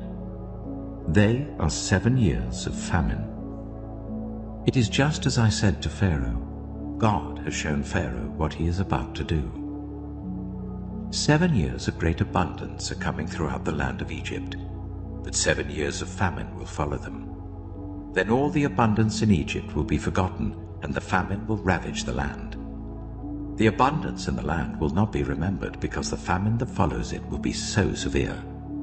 The reason the dream was given to Pharaoh in 2 forms is that the matter has been firmly decided by God, and God will do it soon. And now let Pharaoh look for a discerning and wise man, and put him in charge of the land of Egypt. Let Pharaoh appoint commissioners over the land to take 1/5 of the harvest of Egypt during the 7 years of abundance. They should collect all the food of these good years that are coming, and store up the grain under the authority of Pharaoh, to be kept in the cities for food. This food should be held in reserve for the country, to be used during the 7 years of famine that will come upon Egypt, so that the country may not be ruined by the famine." The plan seemed good to Pharaoh and to all his officials. So Pharaoh asked them, "Can we find anyone like this man, one in whom is the Spirit of God." Then Pharaoh said to Joseph, "Since God has made all this known to you, there is no one so discerning and wise as you. You shall be put in charge of my palace, and all my people are to submit to your orders. Only with respect to the throne will I be greater than you." So Pharaoh said to Joseph, "I hereby put you in charge of the whole land of Egypt." Then Pharaoh took his signet ring from his finger and put it on Joseph's finger. He dressed him in robes of fine linen and put a gold chain around his neck. He had him ride in a chariot as his second in command, and people shouted before him, "Make way!" Thus he put him in charge of the whole land of Egypt. Then Pharaoh said to Joseph, "I am Pharaoh, but without your word, no one will lift hand or foot in all Egypt." Pharaoh gave Joseph the name Zapanath-Paneah, and gave him Asenath, daughter of Potiphera, priest of On, to be his wife. And Joseph went throughout the land of Egypt. Joseph was 30 years old when he entered the service of Pharaoh, king of Egypt, and Joseph went out from Pharaoh's presence and traveled throughout Egypt. During the 7 years of abundance, the land produced plentifully. Joseph collected all the food produced in those 7 years of abundance in Egypt and stored it in the cities. In each city he put the food grown in the fields surrounding it. Joseph stored up huge quantities of grain like the sand of the sea. It was so much that he stopped keeping records because it was beyond measure. Before the years of famine came, 2 sons were born to Joseph by Asenath, daughter of Potiphera, priest of On. Joseph named his firstborn Manasseh and said, "It is because God has made me forget all my trouble and all my father's household."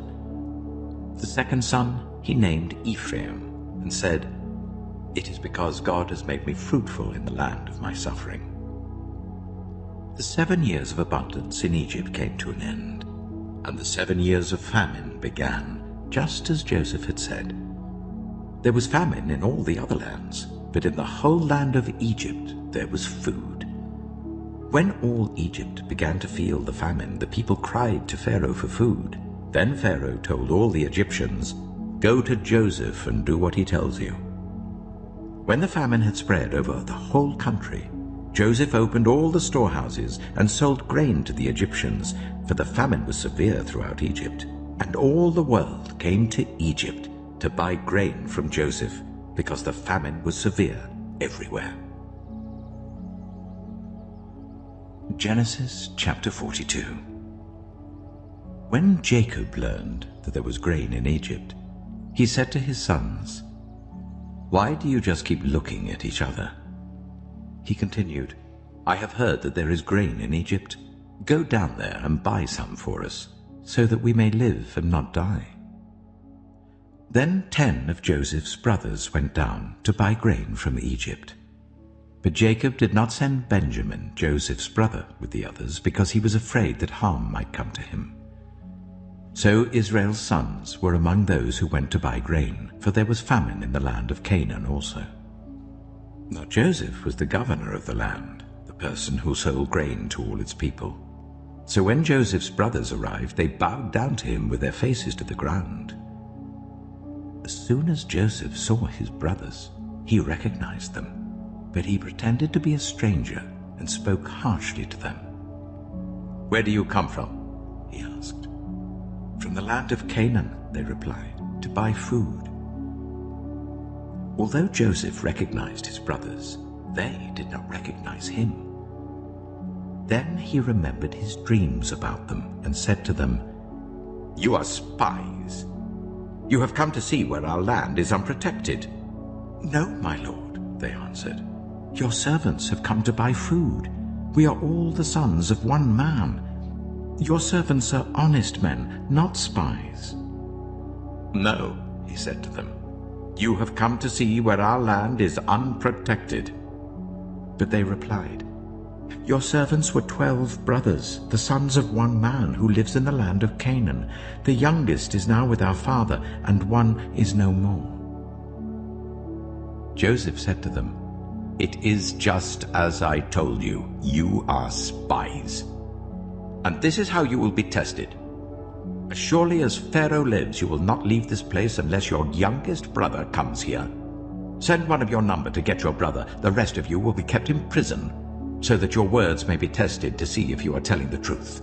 If you are not, then as surely as Pharaoh lives, you are spies." And he put them all in custody for 3 days. On the 3rd day, Joseph said to them, "Do this, and you will live, for I fear God. If you are honest men, let one of your brothers stay here in prison, while the rest of you go and take grain back for your starving households. But you must bring your youngest brother to me, so that your words may be verified, and that you may not die." This they proceeded to do. They said to one another, "Surely we are being punished because of our brother.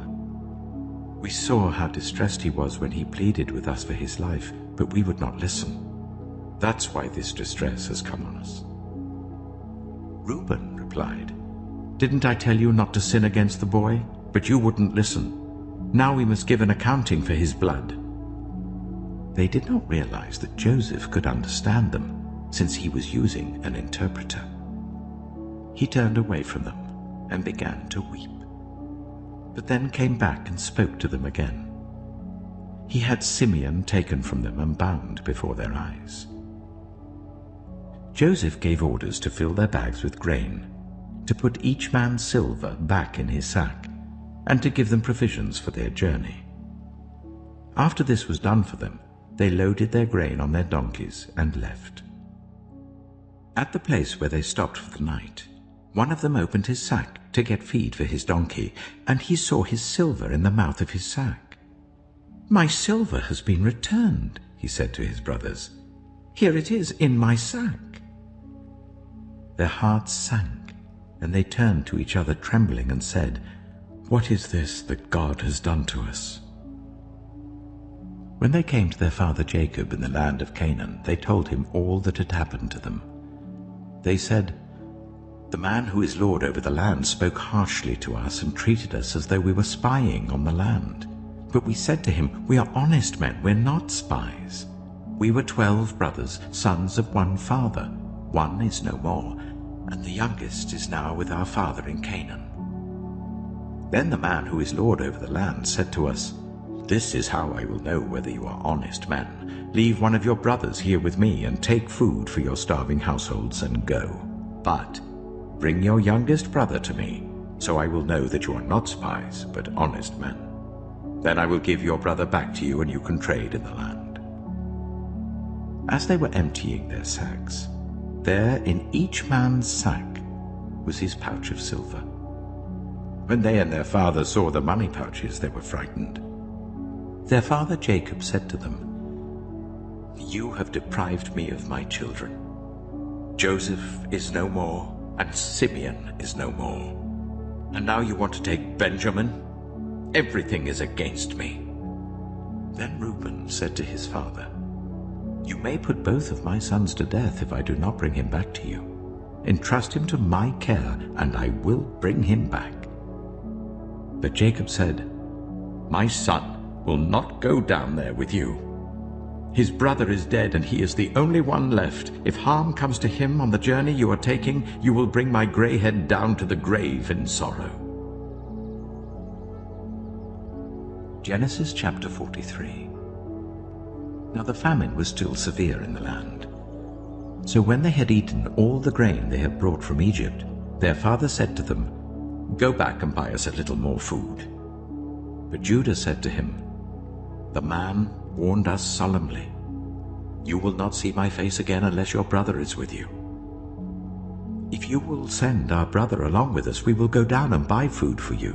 But if you will not send him, we will not go down, because the man said to us, 'You will not see my face again unless your brother is with you.'" Israel asked, "Why did you bring this trouble on me by telling the man you had another brother?" They replied, The man questioned us closely about ourselves and our family. "Is your father still living?" he asked us. "Do you have another brother?" We simply answered his questions. How were we to know he would say, "Bring your brother down here"? Then Judah said to Israel his father, "Send the boy along with me, and we will go at once, so that we and you and our children may live and not die. I myself will guarantee his safety. You can hold me personally responsible for him. If I do not bring him back to you and set him here before you, I will bear the blame before you all my life. As it is, if we had not delayed, we could have gone and returned twice." Then their father Israel said to them, "If it must be, then do this. Put some of the best products of the land in your bags and take them down to the man as a gift. A little balm and a little honey, some spices and myrrh, some pistachio nuts and almonds. Take double the amount of silver with you, for you must return the silver that was put back into the mouths of your sacks. Perhaps it was a mistake. Take your brother also, and go back to the man at once. And may God Almighty grant you mercy before the man, so that he will let your other brother and Benjamin come back with you. As for me, if I am bereaved, I am bereaved." So the men took the gifts and double the amount of silver, and Benjamin also. They hurried down to Egypt and presented themselves to Joseph. When Joseph saw Benjamin with them, he said to the steward of his house, "Take these men to my house, slaughter an animal and prepare a meal. They are to eat with me at noon." The man did as Joseph told him and took the men to Joseph's house. Now the men were frightened when they were taken to his house. They thought, "We were brought here because of the silver that was put back into our sacks the first time. He wants to attack us and overpower us and seize us as slaves and take our donkeys." So they went up to Joseph's steward and spoke to him at the entrance to the house. "We beg your pardon, our lord," they said. "We came down here the first time to buy food, but at the place where we stopped for the night we opened our sacks and each of us found his silver, the exact weight, in the mouth of his sack. So we have brought it back with us. We have also brought additional silver with us to buy food. We don't know who put our silver in our sacks." "It's all right," he said. "Don't be afraid. Your God, the God of your father, has given you treasure in your sacks. I received your silver." Then he brought Simeon out to them. The steward took the men into Joseph's house, gave them water to wash their feet, and provided fodder for their donkeys. They prepared their gifts for Joseph's arrival at noon, because they had heard that they were to eat there. When Joseph came home, they presented to him the gifts they had brought into the house, and they bowed down before him to the ground. He asked them how they were, and then he said, "How is your aged father you told me about? Is he still living?" They replied, "Your servant our father is still alive and well," and they bowed down, prostrating themselves before him. As he looked about and saw his brother Benjamin, his own mother's son, he asked, "Is this your youngest brother, the one you told me about?" And he said, "God be gracious to you, my son." Deeply moved at the sight of his brother, Joseph hurried out and looked for a place to weep. He went into his private room and wept there. After he had washed his face, he came out and, controlling himself, said, "Serve the food." They served him by himself, the brothers by themselves, and the Egyptians who ate with him by themselves, because Egyptians could not eat with Hebrews, for that is detestable to Egyptians. The men had been seated before him in the order of their ages, from the firstborn to the youngest, and they looked at each other in astonishment. When portions were served to them from Joseph's table, Benjamin's portion was 5 times as much as anyone else's. So they feasted and drank freely with him. Genesis chapter 44. Now Joseph gave these instructions to the steward of his house. Fill the men's sacks with as much food as they can carry, and put each man's silver in the mouth of his sack. Then put my cup, the silver one, in the mouth of the youngest one's sack, along with the silver for his grain. And he did as Joseph said. As morning dawned, the men were sent on their way with their donkeys. They had not gone far from the city when Joseph said to his steward, "Go after those men at once, and when you catch up with them, say to them, 'Why have you repaid good with evil? Isn't this the cup my master drinks from, and also uses for divination? This is a wicked thing you have done.'" When he caught up with them, he repeated these words to them. But they said to him, "Why does my lord say such things? Far be it from your servants to do anything like that. We even brought back to you from the land of Canaan the silver we found inside the mouths of our sacks.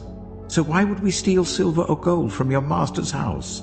If any of your servants is found to have it, he will die, and the rest of us will become my lord's slaves." "Very well then," he said, "let it be as you say.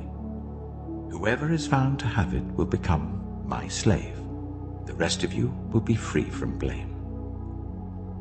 Each of them quickly lowered his sack to the ground and opened it. Then the steward proceeded to search, beginning with the oldest and ending with the youngest. And the cup was found in Benjamin's sack. At this they tore their clothes. Then they all loaded their donkeys and returned to the city. Joseph was still in the house when Judah and his brothers came in, and they threw themselves to the ground before him. Joseph said to them, "What is this you have done?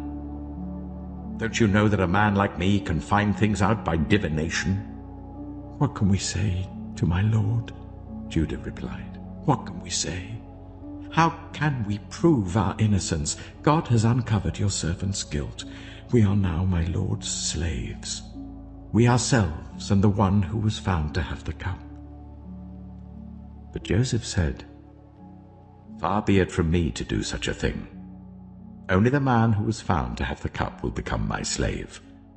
The rest of you, go back to your father in peace." Then Judah went up to him and said, "Pardon your servant, my lord. Let me speak a word to my lord. Do not be angry with your servant, though you are equal to Pharaoh himself. My lord asked his servants, 'Do you have a father or a brother?' And we answered, 'We have an aged father, and there is a young son born to him in his old age. His brother is dead, and he is the only one of his mother's sons left, and his father loves him.' Then you said to your servants, 'Bring him down to me so I can see him for myself.' And we said to my lord, 'The boy cannot leave his father. If he leaves him, his father will die.' But you told your servants, 'Unless your youngest brother comes down with you, you will not see my face again.' When we went back to your servant, my father, we told him what my lord had said. Then our father said, 'Go back and buy a little more food.' But we said, 'We cannot go down. Only if our youngest brother is with us will we go. We cannot see the man's face unless our youngest brother is with us.'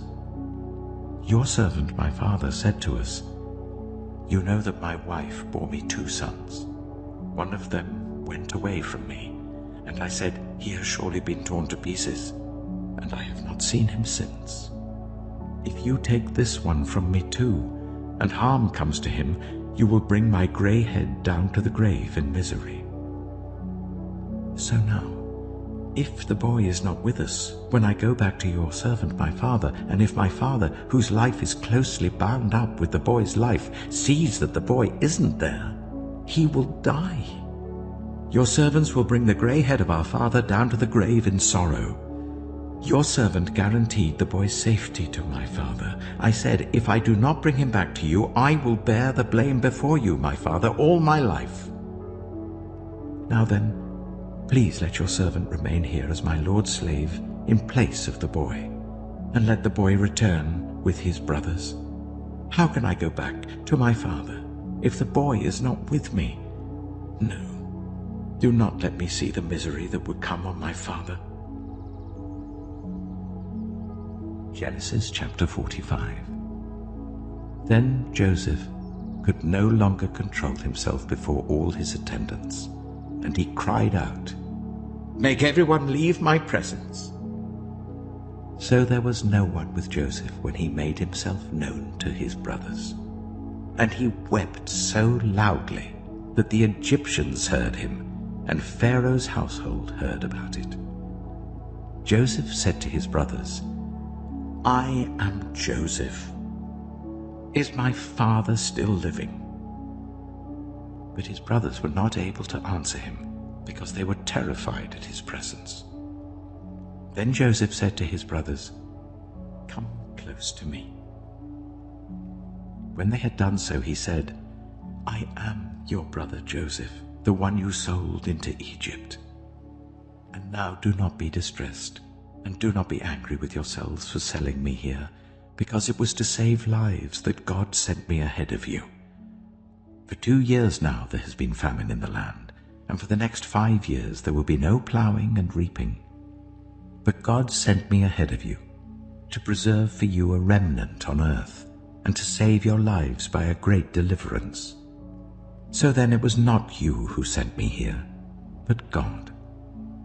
He made me father to Pharaoh, lord of his entire household and ruler of all Egypt. Now hurry back to my father, and say to him, 'This is what your son Joseph says.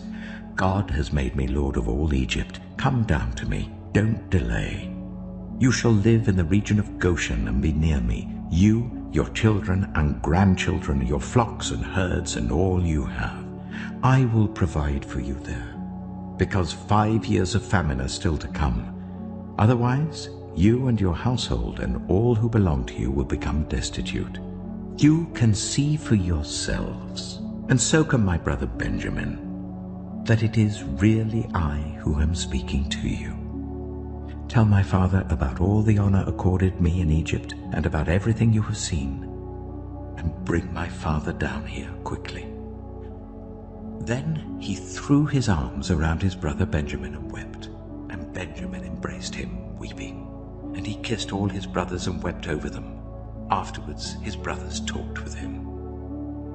When the news reached Pharaoh's palace that Joseph's brothers had come, Pharaoh and all his officials were pleased. Pharaoh said to Joseph, "Tell your brothers, do this. Load your animals and return to the land of Canaan, and bring your father and your families back to me. I will give you the best of the land of Egypt, and you can enjoy the fat of the land." You are also instructed to tell them, "Do this. Take some carts from Egypt for your children and your wives, and get your father and come. Never mind about your belongings, because the best of all Egypt will be yours." So the sons of Israel did this. Joseph gave them carts, as Pharaoh had commanded, and he also gave them provisions for their journey. To each of them he gave new clothing, but to Benjamin he gave 300 shekels of silver and 5 sets of clothes. And this is what he sent to his father: 10 donkeys loaded with the best things of Egypt, and 10 female donkeys loaded with grain and bread and other provisions for his journey. Then he sent his brothers away, and as they were leaving he said to them, "Don't quarrel on the way." So they went up out of Egypt and came to their father Jacob in the land of Canaan. They told him, "Joseph is still alive. In fact, he is ruler of all Egypt." Jacob was stunned. He did not believe them. But when they told him everything Joseph had said to them, and when he saw the carts Joseph had sent to carry him back, the spirit of their father Jacob revived. And Israel said, "I'm convinced my son Joseph is still alive. I will go and see him before I die." Genesis chapter 46. So Israel set out with all that was his, and when he reached Beersheba, he offered sacrifices to the God of his father Isaac. And God spoke to Israel in a vision at night and said, "Jacob."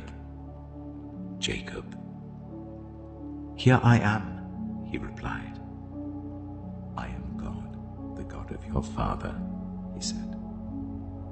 "Do not be afraid to go down to Egypt, for I will make you into a great nation there. I will go down to Egypt with you, and I will surely bring you back again, and Joseph's own hand will close your eyes." Then Jacob left Beersheba, and Israel's sons took their father Jacob and their children and their wives in the carts that Pharaoh had sent to transport him.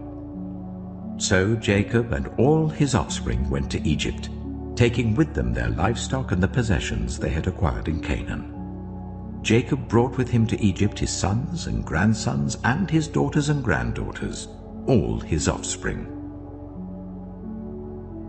These are the names of the sons of Israel, Jacob and his descendants who went to Egypt. Reuben, the firstborn of Jacob.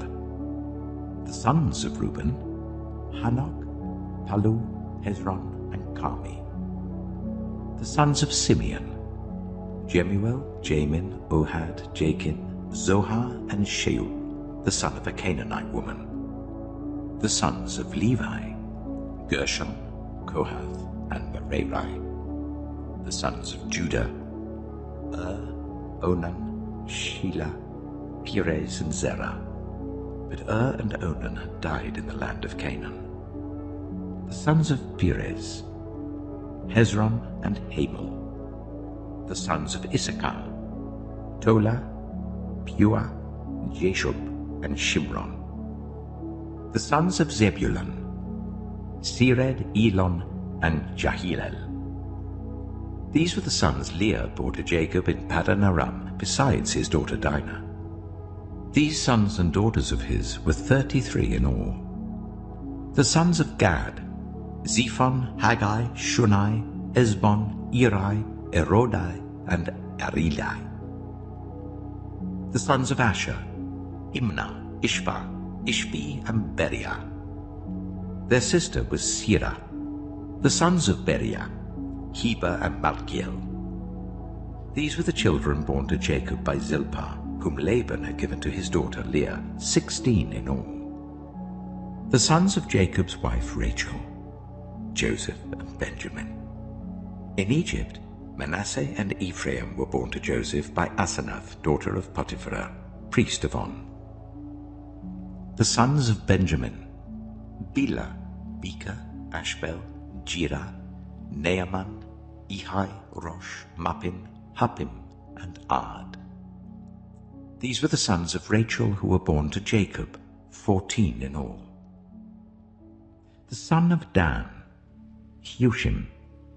The sons of Naphtali: Jaziel, Gunai, Jezer, and Shillem. These were the sons born to Jacob by Bilhah, whom Laban had given to his daughter Rachel, 7 in all. All those who went to Egypt with Jacob, those who were his direct descendants, not counting his sons' wives, numbered 66 persons. With the 2 sons who had been born to Joseph in Egypt, the members of Jacob's family, which went to Egypt, were 70 in all. Now Jacob sent Judah ahead of him to Joseph to get directions to Goshen. When they arrived in the region of Goshen, Joseph had his chariot made ready and went to Goshen to meet his father Israel. As soon as Joseph appeared before him, he threw his arms around his father and wept for a long time. Israel said to Joseph, "Now I'm ready to die, since I have seen for myself that you are still alive." Then Joseph said to his brothers and to his father's household, "I will go up and speak to Pharaoh, and will say to him, 'My brothers and my father's household who are living in the land of Canaan have come to me. The men are shepherds, they tend livestock, and they have brought along their flocks and herds and everything they own. When Pharaoh calls you in and asks, 'What is your occupation?' you should answer, 'Your servants have tended livestock from our boyhood on, just as our fathers did.' Then you will be allowed to settle in the region of Goshen, for all shepherds are detestable to the Egyptians." Genesis chapter 47.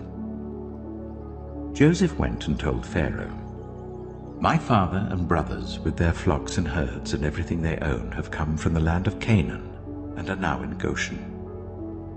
He chose 5 of his brothers and presented them before Pharaoh. Pharaoh asked the brothers, "What is your occupation?" "Your servants are shepherds," they replied to Pharaoh, "just as our fathers were." They also said to him, "We have come to live here for a while because the famine is severe in Canaan, and your servants' flocks have no pasture. So now please let your servants settle in Goshen." Pharaoh said to Joseph, "Your father and your brothers have come to you, and the land of Egypt is before you. Settle your father and your brothers in the best part of the land. Let them live in Goshen. And if you know of any among them with special ability, put them in charge of my own livestock." Then Joseph brought his father Jacob in and presented him before Pharaoh. After Jacob blessed Pharaoh, Pharaoh asked him, "How old are you?" And Jacob said to Pharaoh, "The years of my pilgrimage are 130. My years have been few and difficult, and they do not equal the years of the pilgrimage of my fathers." Then Jacob blessed Pharaoh and went out from his presence. So Joseph settled his father and his brothers in Egypt and gave them property in the best part of the land, the district of Ramesses, as Pharaoh directed. Joseph also provided his father and his brothers and all his father's household with food according to the number of their children. There was no food, however, in the whole region because the famine was severe. Both Egypt and Canaan wasted away because of the famine. Joseph collected all the money that was to be found in Egypt and Canaan in payment for the grain that they were buying, and he brought it to Pharaoh's palace. When the money of the people of Egypt and Canaan was gone, all Egypt came to Joseph and said, "Give us food. Why should we die before your eyes? Our money is all gone." "Then bring your livestock," said Joseph. "I will sell you food in exchange for your livestock, since your money is gone." So they brought their livestock to Joseph, and he gave them food in exchange for their horses, their sheep and goats, their cattle and donkeys. And he brought them through that year with food in exchange for all their livestock. When that year was over, they came to him the following year and said, "We cannot hide from our lord the fact that since our money is gone and our livestock belongs to you, there is nothing left for our lord except our bodies and our land. Why should we perish before your eyes, we and our land as well? Buy us and our land in exchange for food, and we with our land will be in bondage to Pharaoh. Give us seed so that we may live and not die, and that the land may not become desolate." So Joseph bought all the land in Egypt for Pharaoh. The Egyptians, one and all, sold their fields because the famine was too severe for them. The land became Pharaoh's, and Joseph reduced the people to servitude from one end of Egypt to the other. However, he did not buy the land of the priests, because they received a fixed allowance from Pharaoh, and had food enough from the allowance Pharaoh gave them. That is why they did not sell their land. Joseph said to the people, "Now that I have bought you and your land today for Pharaoh, here is seed for you so you can plant the ground. But when the crop comes in, give 1/5 of it to Pharaoh. The other 4/5 you may keep as seed for the fields and as food for yourselves and your households and your children." "You have saved our lives," they said. "May we find favor in the eyes of our Lord. We will be in bondage to Pharaoh." So Joseph established it as a law concerning land in Egypt, still in force today, that 1/5 of the produce belongs to Pharaoh. It was only the land of the priests that did not become Pharaoh's. Now the Israelites settled in Egypt in the region of Goshen. They acquired property there and were fruitful and increased greatly in number. Jacob lived in Egypt 17 years, and the years of his life were 147. When the time drew near for Israel to die, he called for his son Joseph and said to him, "If I have found favor in your eyes, put your hand under my thigh and promise that you will show me kindness and faithfulness. Do not bury me in Egypt, but when I rest with my fathers, carry me out of Egypt and bury me where they are buried." "I will do as you say," he said. "Swear to me," he said. Then Joseph swore to him, and Israel worshipped as he leaned on the top of his staff. Genesis chapter 48. Sometime later Joseph was told, "Your father is ill." So he took his 2 sons, Manasseh and Ephraim, along with him. When Jacob was told, "Your son Joseph has come to you," Israel rallied his strength and sat up on the bed. Jacob said to Joseph, "God Almighty appeared to me at Luz in the land of Canaan, and there he blessed me and said to me, 'I am going to make you fruitful and increase your numbers. I will make you a community of peoples, and I will give this land as an everlasting possession to your descendants after you.' Now then, your 2 sons born to you in Egypt before I came to you here will be reckoned as mine. Ephraim and Manasseh will be mine, just as Reuben and Simeon are mine. Any children born to you after them will be yours. In the territory they inherit, they will be reckoned under the names of their brothers. As I was returning from Padan, to my sorrow, Rachel died in the land of Canaan while we were still on the way, a little distance from Ephrath. So I buried her there beside the road to Ephrath, that is Bethlehem." When Israel saw the sons of Joseph, he asked, "Who are these?" "They are the sons God has given me here," Joseph said to his father. Then Israel said, "Bring them to me so I may bless them." Now Israel's eyes were failing because of old age, and he could hardly see. So Joseph brought his sons close to him, and his father kissed them and embraced them. Israel said to Joseph, "I never expected to see your face again, and now God has allowed me to see your children too." Then Joseph removed them from Israel's knees and bowed down with his face to the ground. And Joseph took both of them, Ephraim on his right towards Israel's left hand, and Manasseh on his left towards Israel's right hand, and brought them close to him. But Israel reached out his right hand and put it on Ephraim's head, though he was the younger, and crossing his arms, he put his left hand on Manasseh's head, even though Manasseh was the firstborn. Then he blessed Joseph and said, "May the God before whom my fathers, Abraham and Isaac, walked faithfully, the God who has been my shepherd all my life to this day, the angel who has delivered me from all harm, may he bless these boys. May they be called by my name and the names of my fathers, Abraham and Isaac, and may they increase greatly on the earth." When Joseph saw his father placing his right hand on Ephraim's head, he was displeased. So he took hold of his father's hand to move it from Ephraim's head to Manasseh's head. Joseph said to him, "No, my father, this one is the firstborn. Put your right hand on his head." But his father refused and said, "I know, my son, I know. He too will become a people, and he too will become great. Nevertheless, his younger brother will be greater than he, and his descendants will become a group of nations."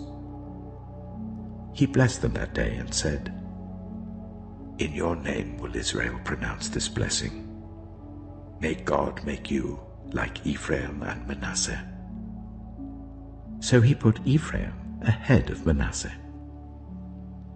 Then Israel said to Joseph, "I am about to die, but God will be with you and take you back to the land of your fathers. And to you I give one more ridge of land than to your brothers, the ridge I took from the Amorites with my sword and my bow." Genesis chapter 49. Then Jacob called for his sons and said, "Gather round so I can tell you what will happen to you in days to come. Assemble and listen, sons of Jacob. Listen to your father Israel. Reuben, you are my firstborn, my might, the first sign of my strength, excelling in honor, excelling in power. Turbulent as the waters, you will no longer excel. For you went up onto your father's bed, onto my couch, and defiled it. Simeon and Levi are brothers. Their swords are weapons of violence. Let me not enter their council, let me not join their assembly, for they have killed men in their anger, and hamstrung oxen as they pleased. Cursed be their anger so fierce, and their fury so cruel. I will scatter them in Jacob and disperse them in Israel. Judah, your brothers will praise you. Your hand will be on the neck of your enemies. Your father's sons will bow down to you. You are a lion's cub, Judah. You return from the prey, my son. Like a lion he crouches and lies down like a lioness. Who dares to rouse him? The scepter will not depart from Judah, nor the ruler's staff from between his feet, until he to whom it belongs shall come, and the obedience of the nations shall be his. He will tether his donkey to a vine, his colt to the choicest branch. He will wash his garments in wine, his robes in the blood of grapes. His eyes will be darker than wine, his teeth whiter than milk. Zebulun will live by the seashore and become a haven for ships. His border will extend toward Sidon. Issachar is a scrawny donkey lying down among the sheepfolds. When he sees how good is his resting place and how pleasant is his land, he will bend his shoulder to the burden and submit to forced labor. Dan will provide justice for his people as one of the tribes of Israel. Dan will be a snake by the roadside, a viper along the path that bites the horse's heels so that its rider tumbles backward. I look for your deliverance, Lord. Gad will be attacked by a band of raiders, but he will attack them at their heels. Asher's food will be rich. He will provide delicacies fit for a king. Naphtali is a doe set free that bears beautiful fawns. Joseph is a fruitful vine near a spring, whose branches climb over a wall. With bitterness archers attacked him, they shot at him with hostility. But his bow remained steady, his strong arm stayed supple, because of the hand of the mighty one of Jacob, because of the shepherd, the rock of Israel, because of your father's God who helps you, because of the Almighty who blesses you with blessings of the skies above, blessings of the deep springs below, blessings of the breast and womb. Your father's blessings are greater than the blessings of the ancient mountains, than the bounty of the age-old hills. Let all these rest on the head of Joseph, on the brow of the prince among his brothers. Benjamin is a ravenous wolf. In the morning he devours the prey. In the evening he divides the plunder. All these are the 12 tribes of Israel, and this is what their father said to them when he blessed them, giving each the blessing appropriate to him. Then he gave them these instructions.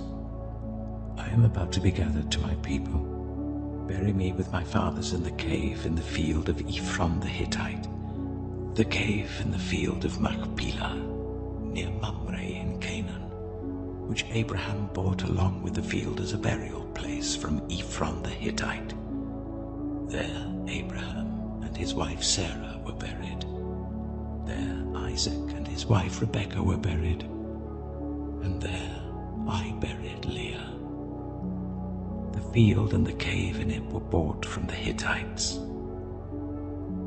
When Jacob had finished giving instructions to his sons, he drew his feet up into the bed, breathed his last, and was gathered to his people.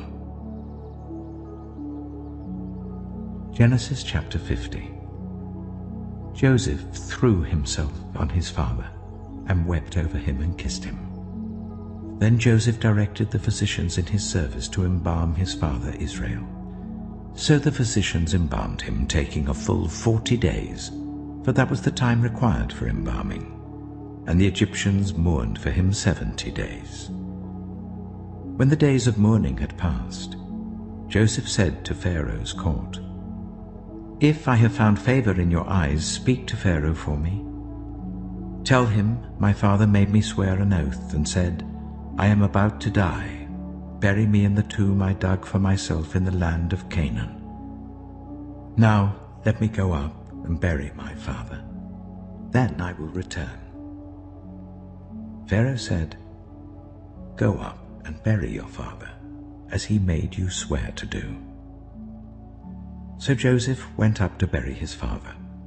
All Pharaoh's officials accompanied him, the dignitaries of his court and all the dignitaries of Egypt, besides all members of Joseph's household and his brothers and those belonging to his father's household. Only their children and their flocks and herds were left in Goshen. Chariots and horsemen also went up with him. It was a very large company. When they reached the threshing floor of Atad near the Jordan, they lamented loudly and bitterly, and there Joseph observed a 7-day period of mourning for his father. When the Canaanites who lived there saw the mourning at the threshing floor of Atad, they said, "The Egyptians are holding a solemn ceremony of mourning." That is why that place near the Jordan is called Abel Mizraim. So Jacob's sons did as he had commanded them. They carried him to the land of Canaan and buried him in the cave of the field of Machpelah near Mamre, which Abraham had bought along with the field as a burial place from Ephron the Hittite. After burying his father, Joseph returned to Egypt, together with his brothers and all the others who had gone with him to bury his father. When Joseph's brothers saw that their father was dead, they said, "What if Joseph holds a grudge against us and pays us back for all the wrongs we did to him?" So they sent word to Joseph, saying, "Your father left these instructions before he died. This is what you are to say to Joseph. I ask you to forgive your brothers the sins and the wrongs they committed in treating you so badly. Now please forgive the sins of the servants of the God of your father." When their message came to him, Joseph wept. His brothers then came and threw themselves down before him. "We are your slaves," they said. But Joseph said to them, "Don't be afraid. Am I in the place of God? You intended to harm me, but God intended it for good, to accomplish what is now being done, the saving of many lives. So then don't be afraid. I will provide for you and your children." And he reassured them and spoke kindly to them. Joseph stayed in Egypt, along with all his father's family. He lived 110 years and saw the 3rd generation of Ephraim's children. Also the children of Machir, son of Manasseh, were placed at birth on Joseph's knees. Then Joseph said to his brothers, "I am about to die, but God will surely come to your aid and take you up out of this land, to the land he promised on oath to Abraham, Isaac, and Jacob." And Joseph made the Israelites swear an oath and said, "God will surely come to your aid, and then you must carry my bones up from this place." So Joseph died at the age of 110, and after they embalmed him, he was placed in a coffin in Egypt.